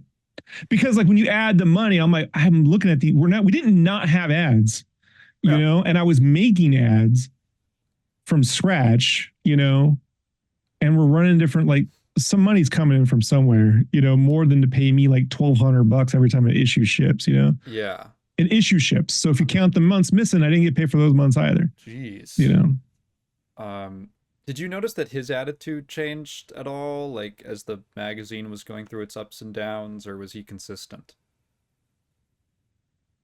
His attitude, like, yeah, like frustrated, or yeah, like was he kind of was he ever down in the dumps, or did he always keep like that kind of high energy, competitive spirit? Oh no, well so two things. One, he was either high or not high. Oh, okay. That when you're on the phone with them in person, he didn't want to go to E3. You know, he didn't want to, and you know, he would try to tell me, I don't like being in this room. I just don't think he wanted to, you know, what happened to you? You know, everyone wants to be Dave. The minute you say you're a game fan, everyone wants to meet Dave. I mean, I don't know what it's like. If you've ever worked with, I mean, you can say he is a celebrity because this is Dave. If I mention Dave Halverson somewhere, people will know. I worked with them. A group of guys on something called Megavisions. They did a Sega themed magazine, which I helped lay out and did like a retro, like what I kind of wanted to do with Game Fan in terms of it's a retro looking play magazine. It looks old and beat up. Anyway, I did this with them for a number of years for fun. And we would go to E3 and I'd meet like older game developers, you know, I mean, like, even Tom Price, creator of Insomniac, you know, I meet these guys. And you mentioned Dave, and like, oh, you know Dave, you know, like Tom Kalinske. Oh yeah, Dave, you know, like, so to this day, like, everyone wants to meet Dave. Oh, what do we know about Dave? And I'm like, you know, he just didn't want to be seen by people, you know? And so probably because guilty. He's got to explain what happened, what's going on. He doesn't want to talk about it, you know, doesn't want anyone to know. And I would go like, look, man, no one's going to be mad at you for failing. It's like, the schemes no one gives. That's what people care about, you know? I shouldn't be, I mean, it's been like, what year is this? Like 2020 after COVID. Yeah. Right. It's been like 13, 14 years or something, you know? And it's like, you couldn't send me $100 check on a Christmas, the best I could do, bud, you know, or maybe just a Christmas card, hey, you know, but it's like, he was never really friends with anyone. He just wanted to do business. But he didn't want to do the business side of business. So he's like a he's a game enthusiast business guy. Like, business enthusiast. Obviously. Just worry about it. I just do the creative. Let someone else worry about it.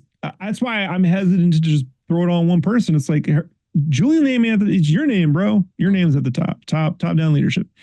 But he, in terms of like, if it wasn't working out, it wasn't getting frustrated. Not really. I mean, I never saw him. He was really good with his kids. I mean, like, you know, I always saw him super positive when they'd come around to the office. Yeah. Yeah.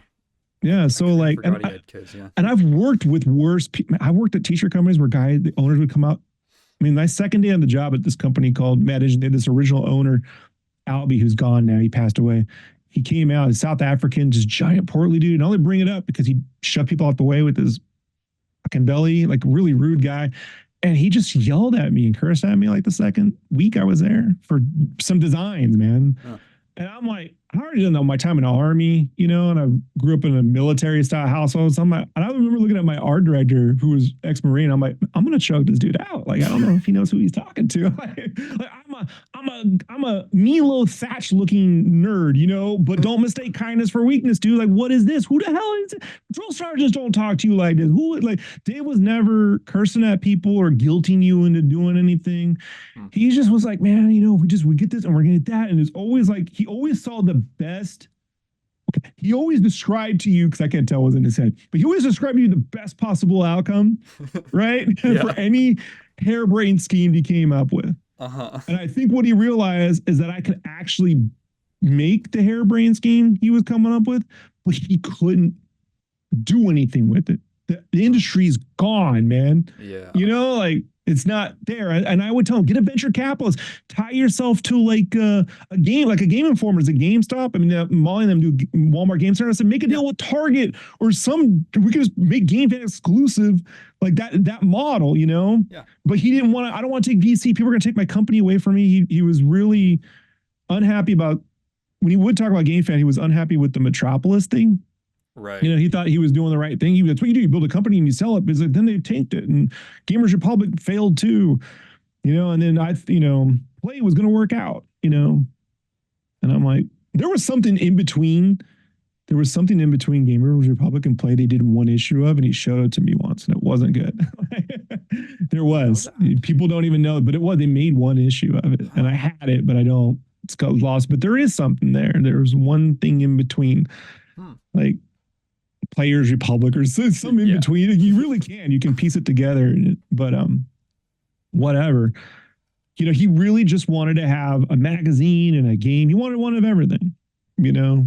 And that's why, like, when Greg Off said, like, David Koresh, you know, I could see, you know, people like buying into it, because every person, every like gamer nerd wants to play video games and to feel like you're part of the community and to have fun, creative. But making a magazine is way more difficult than you think it would be. You know, it's just way more difficult. It requires more money and more time and more effort. And if you want it to not look like a magazine, then you're just delusional. You know, like yeah. So I have the same thing with YouTube. I literally, the other day, I had this was a few months ago, I was talking to a friend and he was like, you should play Hades. And I was like, I don't think I have the time to put into Hades. And he's like, your job is playing video games. I said, no, today my job was reading about post office shootings in the 90s for 3 hours. Postal. Yeah, and I made a Postal video. Yeah, that was part of my research. I was like, that was my job today. People forgot that term, going postal. You know? Yeah, it's coming back if they keep it up. You know? The inequality gets there. Yeah. So like, no, it is true. But I mean, it was. Dave didn't.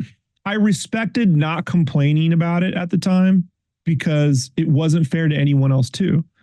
Mm-hmm. Like, if I say this, then they're going to hear about it. Blah, blah. I felt bad for anyone that Dave wrangled in, you know? Yeah. And I would explain to them, like, look, if this is your full-time job, go. Don't do this full-time, you know? Like, I don't even know how I'm getting by here, you know? So like, just don't. But if this is a side thing, you know, we can build something. Just expect it's going to not happen as quick as you want, because the person running it moves at, you know, glacier pace for whatever reason. So, you know, and I think some people didn't believe me. You know, the people who stuck around after, I think they thought they could. There was a more. I'm willing to bet if I put money on it, Dave was like, Rob just took forever. He'd make a big thing out of this layout. It didn't have to be this. It just had to be. You told me if it looked like play, we'd get killed. Now you're probably telling people make it more like play. That was the all right, man, make it like play. I don't even want to do this shit. So, but the people who did that when they left told me, yeah, I'm sorry. I thought it'd be easy. You know, it really wasn't. It's a lot of work. You know. Mm-hmm. So like, I mean, everything that gets completed, packaged, and sold took a lot more work than the average person, which is why the average person's so enamored with AI, because it requires nothing. Yeah. It requires typing in some stuff, and it's like I have one tell me it's way harder to do than you think. It's one thing to design, model, and create a figure from scratch. It's another thing to go into Skyrim and slide it around until you got it to where you like it. Yeah. And then to install some custom mod pack someone else made, which probably took a little bit of effort.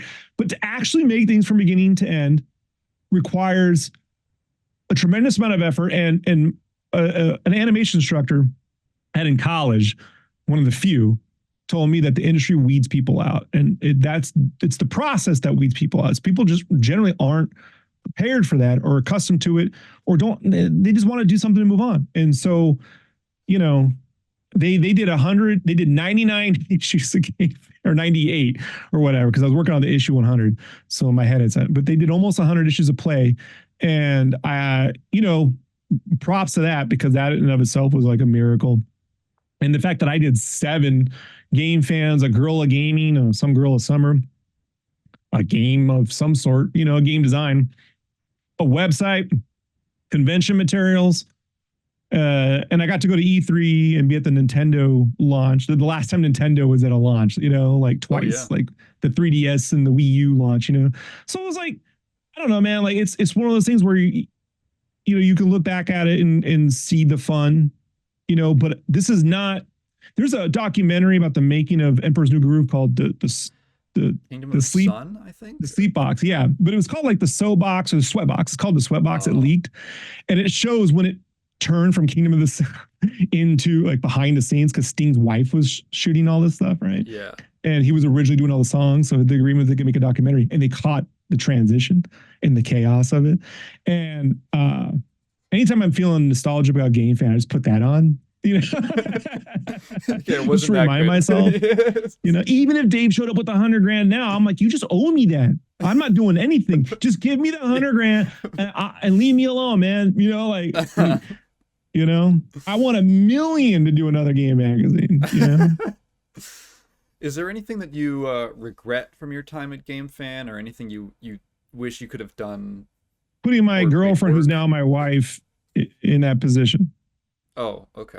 Yeah. Financially, I'd always had a regular job, you know. Oh, and I rolled the dice and risked it, and I regret putting it in that position. Hard to say. So hard. Like, did the skill set transfer anywhere? Yeah. I mean, if I need to make it, like, I haven't had the career time to do it, but like, I can make a magazine. I can make an art book. I can do any kind of pagination. I understand Heidelberg machines. I understand dot gains, all the stuff. You know, I know how to make it good. And I can tell you when something prints and it looks bad, why? Because of that magazine. So I guess from there, I got a skill set that maybe when we all revert back to analog through the sheer, you know, destruction of the earth, it'll come in handy. But I mean, I feel bad if anyone at Play thought I was siding with Dave by doing the magazine. I don't know if that's true, but it felt like when they were putting out, like, when some of the people were putting up like the money that was owed, and it was like, in this, you know, Duenas and them are going to do Game Fan, maybe it could be construed like I was giving it a pass, you know? Sure. Like, and so no, but I'd already come from t-shirts where these studios disappeared overnight. You didn't even get to, you know, and working for my father in security, I'd been the guy to lock up studios, like different kinds of architecture firms, or, you know, one offices, and have to escort people out. So it's like, for me, I'm like, failing businesses, unfortunately, is the part of America, you know, like, you know, we need a better economic system. We want to avoid all this trouble. Don't get me on that. So, and I do regret, like, I think at the end of the day, man, I really regret not telling Dave like, like, no. Mhm. I should have just told him no, like, because like, if you can't pay anyone in your last business, how can you pay anyone in your next? Yeah. Telling him no, That's just like that at the simple. start? At the start, yeah. Okay. Should have just told him no. Should have just gone back to. I could have got a job at Costco. Anything. Uh, Just don't. No one. Look, no matter how great an idea is, if you feel like how my dream was to do something creative full time, if you can't make it work, it's really 9 times out of 10. If you're really talented, it's not you. It's just we live in these weird economies where I've quote unquote sort of made it a few times. I had this t-shirt gig, but then apparel gets weird. I had this comic book magazine thing that fell through. When I was at Toys for Bob, we made the highest rated game with Crash Bandicoot. I did Spyro and Crash Bandicoot 4. And at the end, we were rewarded with goodbye, yeah. like because the owner wants to sell the company to Xbox, maybe. I don't know, like it's not my fault.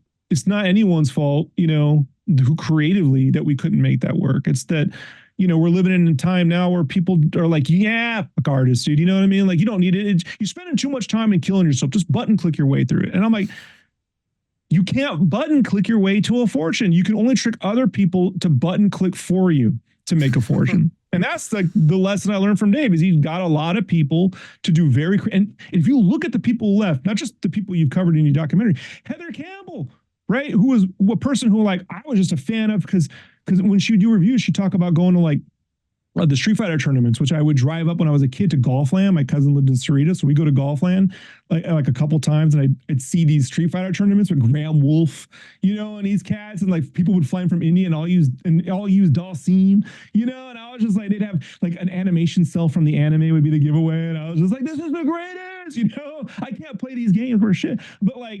But I loved it. And so like she went on to do Whose Line Is It Anyway? And she's writing on Rick and Morty now, worked with Jordan Peele. I mean, Dave had so much talent surrounding him, like, and Molly's still making magazines with Walt and they're doing an excellent job all the time, dude. So it's like, it wasn't for a lack of talent. It's just, oh yeah.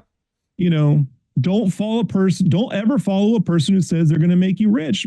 If they hand you a check and they make you rich, then talk to them. Yeah. Get a lawyer.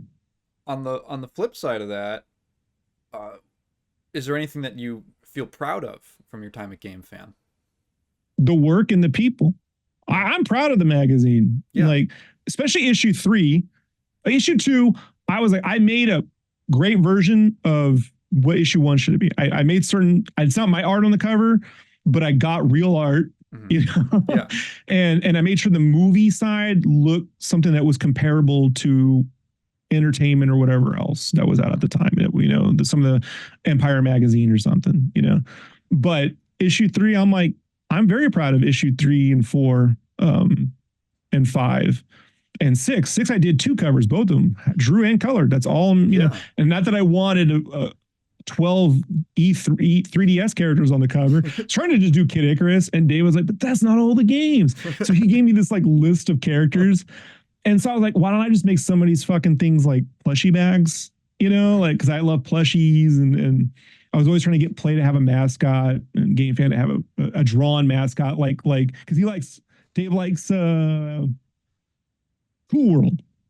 So we'll just have like a Cool World chick be like a hand-drawn mascot. If you talk to Dave in terms of doing a hot drawn chick as a mascot, you'll probably get anywhere with him, You had that little original character, cat, something? Bombcat, yeah.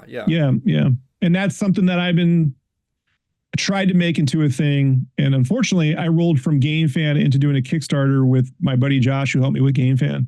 And then he stole my funds and sold a bunch of art on Indiegogo in my name and put me in debt $15,000, $20,000. And that took me a number of years to crawl out of too. I paid it all out. I did it. But man. Yeah. So I went from one shyster to another one, and I was like, I remember, same girl, right? She's looking at me. I'm like, okay, I'm not a fucking moron. The problem I have here is I keep thinking these people I've been with for 10 years, maybe 15 years, right? Or okay, right? I know Josh a long time. You just can't trust anybody, like can't trust anybody. So like when business, you have to take ownership, And so it was just like, Yeah, I I did. I like I said, those characters are something I would like to do in a new format. But I won't lie to you, I'm super afraid of going back to Kickstarter for anything because Yeah. I do have this like the second I get ready to do something, another opportunity comes forward. Hmm. Like the Spawn, I drew a Yeah. Spawn Kills Every Spawn for Todd McFarlane, and then we're starting another one. So it's like, Oh, cool. I Bombcat and that crew, like I have something to do there, but then I mean, you just can't tell. I don't know. I don't know. Like, part of it is, I'm like, am I trying to make an old idea work? You know?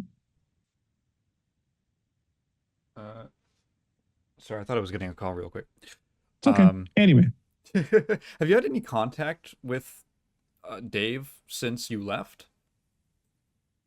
well, I called him a few months after I went back to T-shirts in 2011. So I called him that Christmas because I was at the Christmas party when I talked to him, and just to see how he was doing, and he answered. And he asked me if I'd be willing to come back then. I'm like, I just started a new job. It wouldn't be the great idea. Let's talk back in 12 months, which is just my way of saying no. And then he called me again when they did that 11th issue. Mm-hmm. And that's when he was like, hey, man, you want to do Game Fan again? I was like, you just did a Game Fan. Like, why do you need a whole new crew?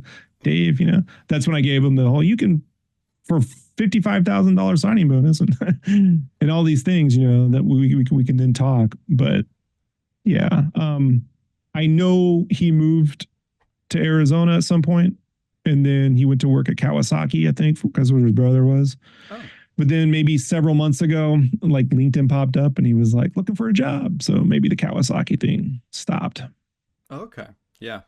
Yeah. Difficult to find information on him. I try to keep it. It seems like he wants to be private since that You got to period. So, appreciate that on some yeah, level, right? yeah. Like, I don't want to mess with that. He's not out there. I mean, he just, I tried to make him the Walt Disney of his magazine when we were on the magazine. Sure. They already see you, they hear about you. Let's just be it. And he was really reticent to do that for whatever reason.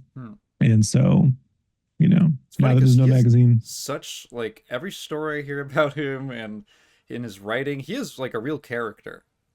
He's a very distinctive person. Like there's a reason that all those people you met at conferences probably wanted to talk to him. Like I'd love to just to like pick his brain for a second. Well, he had these drawings in the bunker up of some initial level designs from Earthworm Jim, right? And he's like, yeah, they gave these to me because like I'm friends with he's friends with Bill Tinapple, right? Or Tinapple, the lead character artist on Sure. Earthworm Jim, right? And he was like, they Earthworm Jim's personality is based off me, And I was like, I wonder if that's true. So I was at Comic-Con one time and I saw Mr. Tinapple, and I was like, yeah, this is when it was at 2011 when I had the booth. I'm like, yeah, I'm at the Game Fan booth and I'm with Dave. And he pays me. He goes, oh, Dave. I'm like, yeah, Dave. So he had these silkscreen prints of Earthworm Jim head, and he drew me a Jim head in pencil to Rob. And I was like, Dave told me like this was based on his personality. He goes, oh yeah. Oh yeah. Really? Yeah. Earthworm Jim is 100% the personality of Dave. That's awesome. Yeah. Yeah. What about your other coworkers? Have you kept in touch with them or anything I call or? James Bacon at least twice a year. We check back in, and I talk to Wesley whenever he answers his Discord. We check back in. Yeah. Other than that, Neely Johnson, I'm still friendly with on Facebook. Her husband he's hit his 10-year mark at Sony. So I was like super proud of them, dude. Like that's super awesome. So every now and then I see Matt Cabral doing something. I'm like, that's awesome. Molly, I used to be fairly back and forth with on Twitter, but when Musk bought it up, I left and deleted my account. Yeah. I think she's on BlueSky, but I don't really chat with too many. I mostly just follow the game developers now on BlueSky. That's like, that's where I do. But yeah, that's it.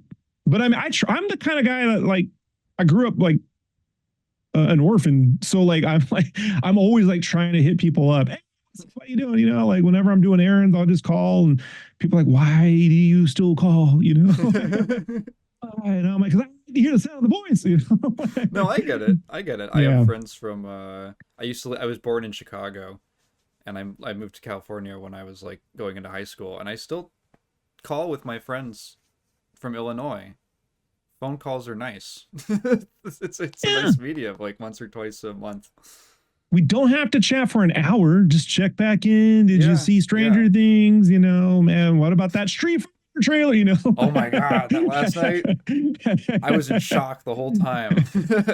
I know. I actually lost a follower over that last night, a game Really? developer. Yeah, yeah. Because he was like, this is going to make more money than that Mortal Kombat movie. And I'm like, nah, probably worse. And he goes, he wrote something. And I just replied, I know.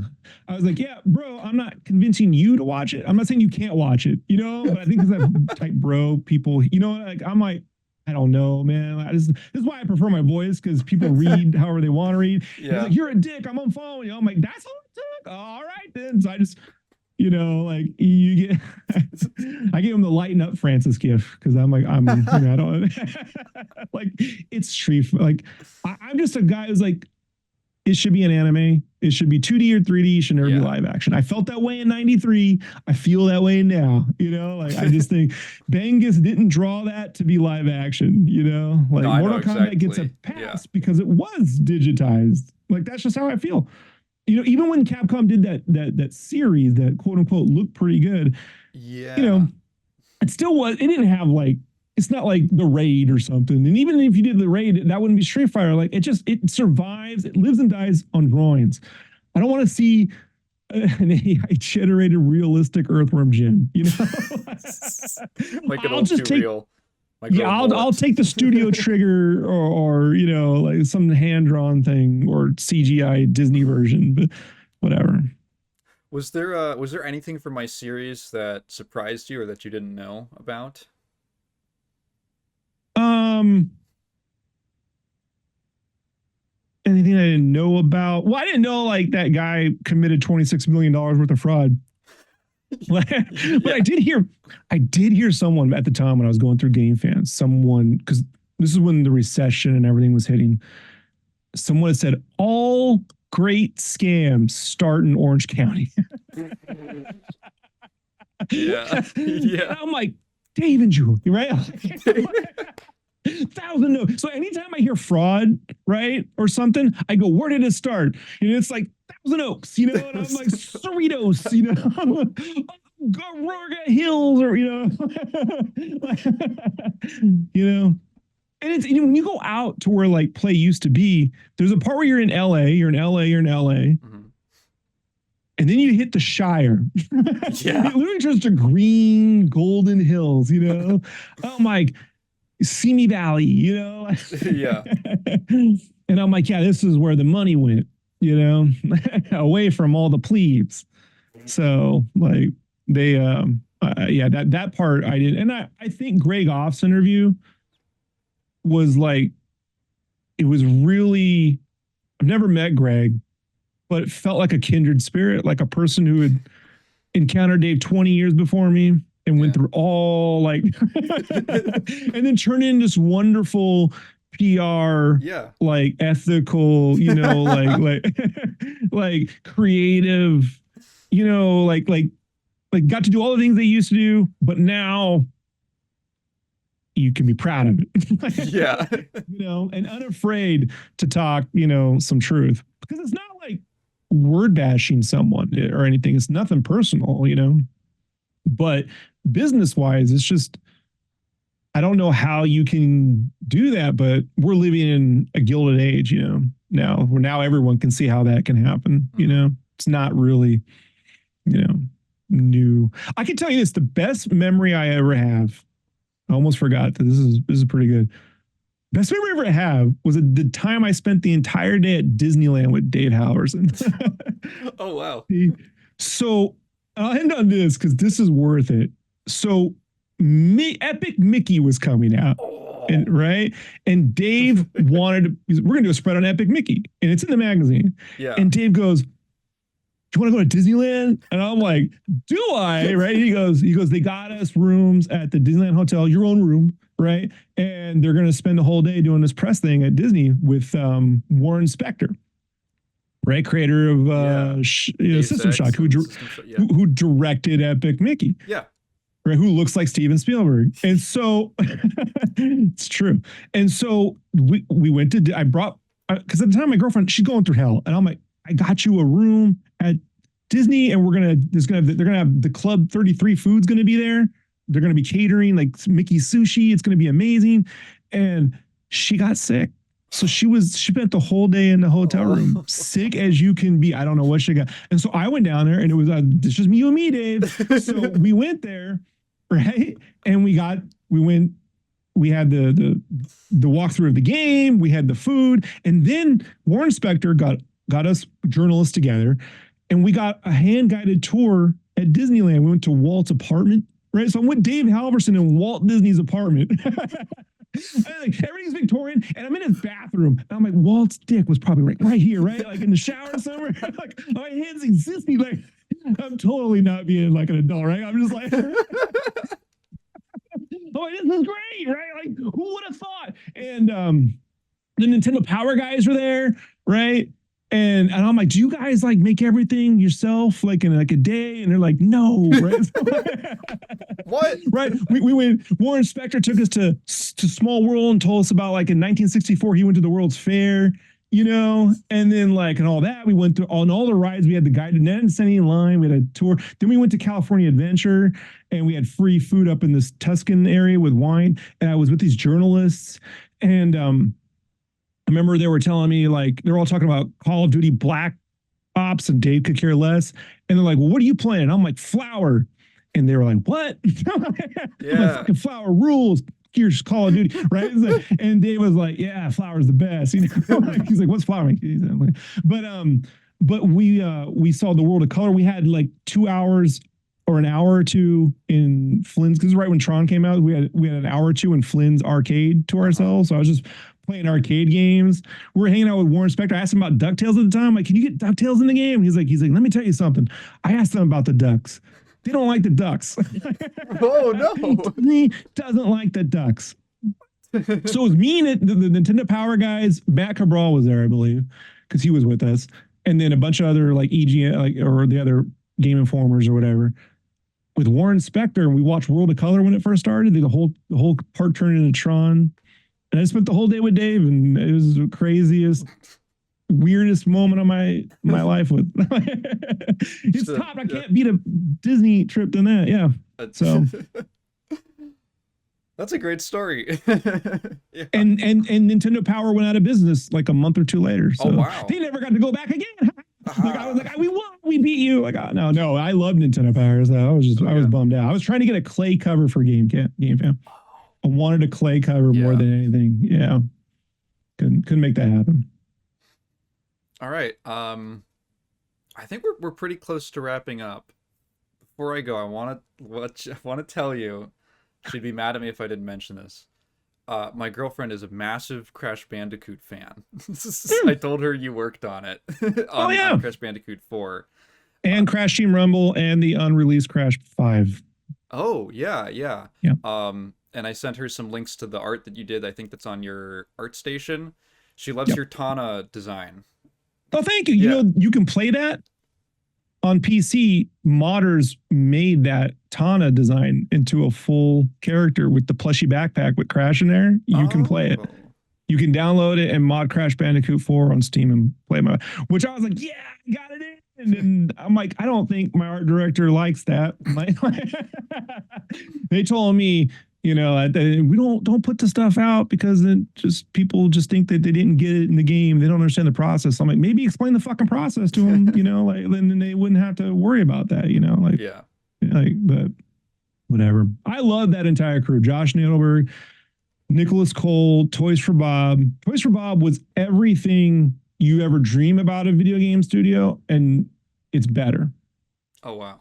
It was better. And I so much to the point, I wrote them an email a month in and said, I just want you to know your producer, because I already gone through Dave and t-shirt companies and everything. I was like, so, you're running a fantastic crew, and she could, just want to just props this is amazing, how this is all working. And I'd say that's the one that I got depressed. I went into depression for like 6 months after all that ended. I mean, it's going to happen, but it just, I hope that studio would have had a chance to make like 3 Crash Bandicoots, just because the way they were iterating game after game.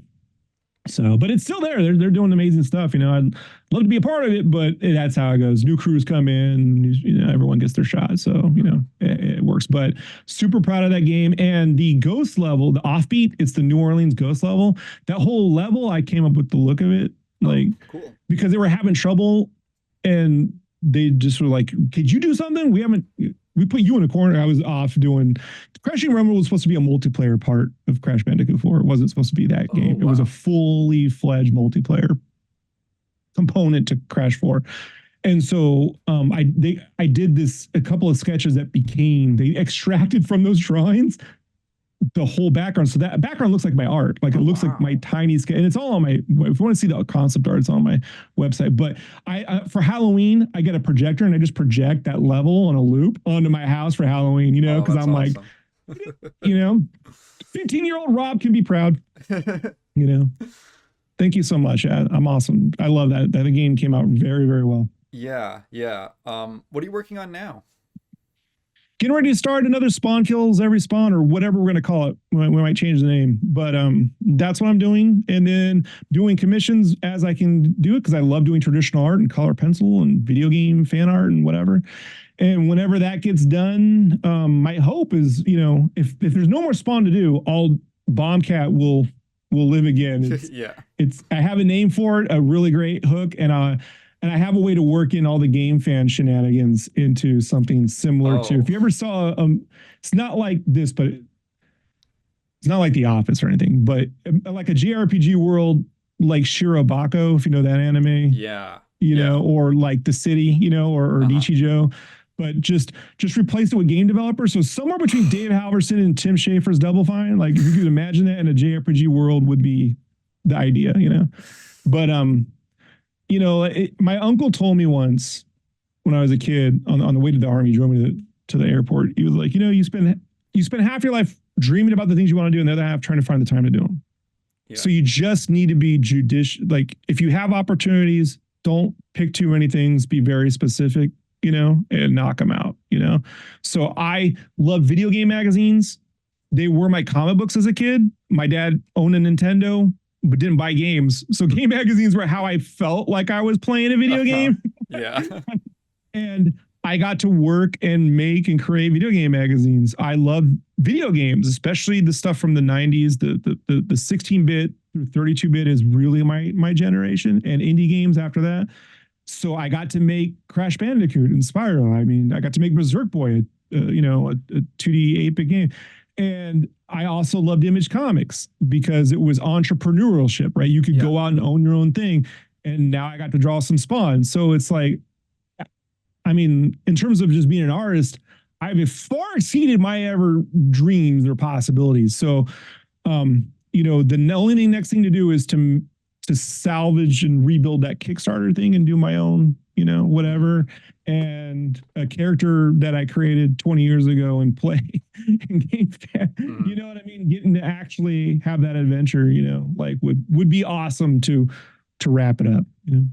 Just one quick question. Yeah, sure. Yes or no? When you got the job to do Spawn Kills Every Spawn, did they have the script? No. No. You're gonna find out in comics there's rarely scripts ever being made. I'm gonna be honest with you. I have never started a comic book that had a finished script. I've never been able to get a writer to do it. And it's like I'm gonna have to write my own scripts, which I can do. I'm not saying I'm a great writer, but I can write at the level of Dave fucking Halverson. Like in terms of that script reads so it is frustrating, and I do laugh. I'm like, should I put my foot down? But every time I put my foot down, I just screw myself. So I just sit back and go, well, I can draw from nothing. Sure. Yeah. So no, I did not have a script. Okay. I really thought that was going to be like a yes, of course. From a famous owner of a company, right? Yes, believe me, I did at one point. It feels like that skit on the Muppets Pigs in Space when the announcer and everyone's looking around. I'm just looking around like, we doing this again, man? We doing like Spawn fan, So, but that trade paperback exists. You can go buy the trade paperback of Spawn, Kills Every Spawn. Rob Sketchcraft Duenas. I tried to just get Sketchcraft, but they wanted my name on it. So Rob Sketchcraft Duenas. Anywhere you can get a trade paperback, Amazon, in stock trades, wherever you can get that right now. I'll have links to all of your platforms and art and social medias, and I'll try to get a link for that, whatever's the most official one, down below, and I'll probably have some images up while we're talking. Well, I appreciate it. Yeah. Thank you so much. Yeah, it's been a pleasure to pick your brain about this. Well, it's been fun. I didn't realize you made the documentary. Again, it's Christmas and I decided to have a little mulled wine. And I was like, I wonder if anyone's ever talked about Game Fan, right? I don't know why, because that's what happens when my wife goes to sleep early. And I was like, let me just type my name and Game Fan into YouTube, right? Because I don't Google myself. But let's just see what and that came up. And I was like, get the fuck out of here. Yeah. I forgot about that interview I did. And I'm like, no, I'm listening to my wife hears me listening to myself. And she's like, are you listening to yourself? I'm like, this is great. Not my channel. Someone else made this. And your little graphics were perfect. The throwing the dime in the ball pit. Like, that's exactly. I laugh. I'm like, I'm here. I'm funny. It was awesome. Thank you so much for taking the time to do it. And all of it. And the interviews with Greg and Molly and Terry. Super for me. I love it. And the full versions of them. I mean, I've downloaded them in case YouTube goes away, just in case, but I'll always stream them and give you the counts, Thank you.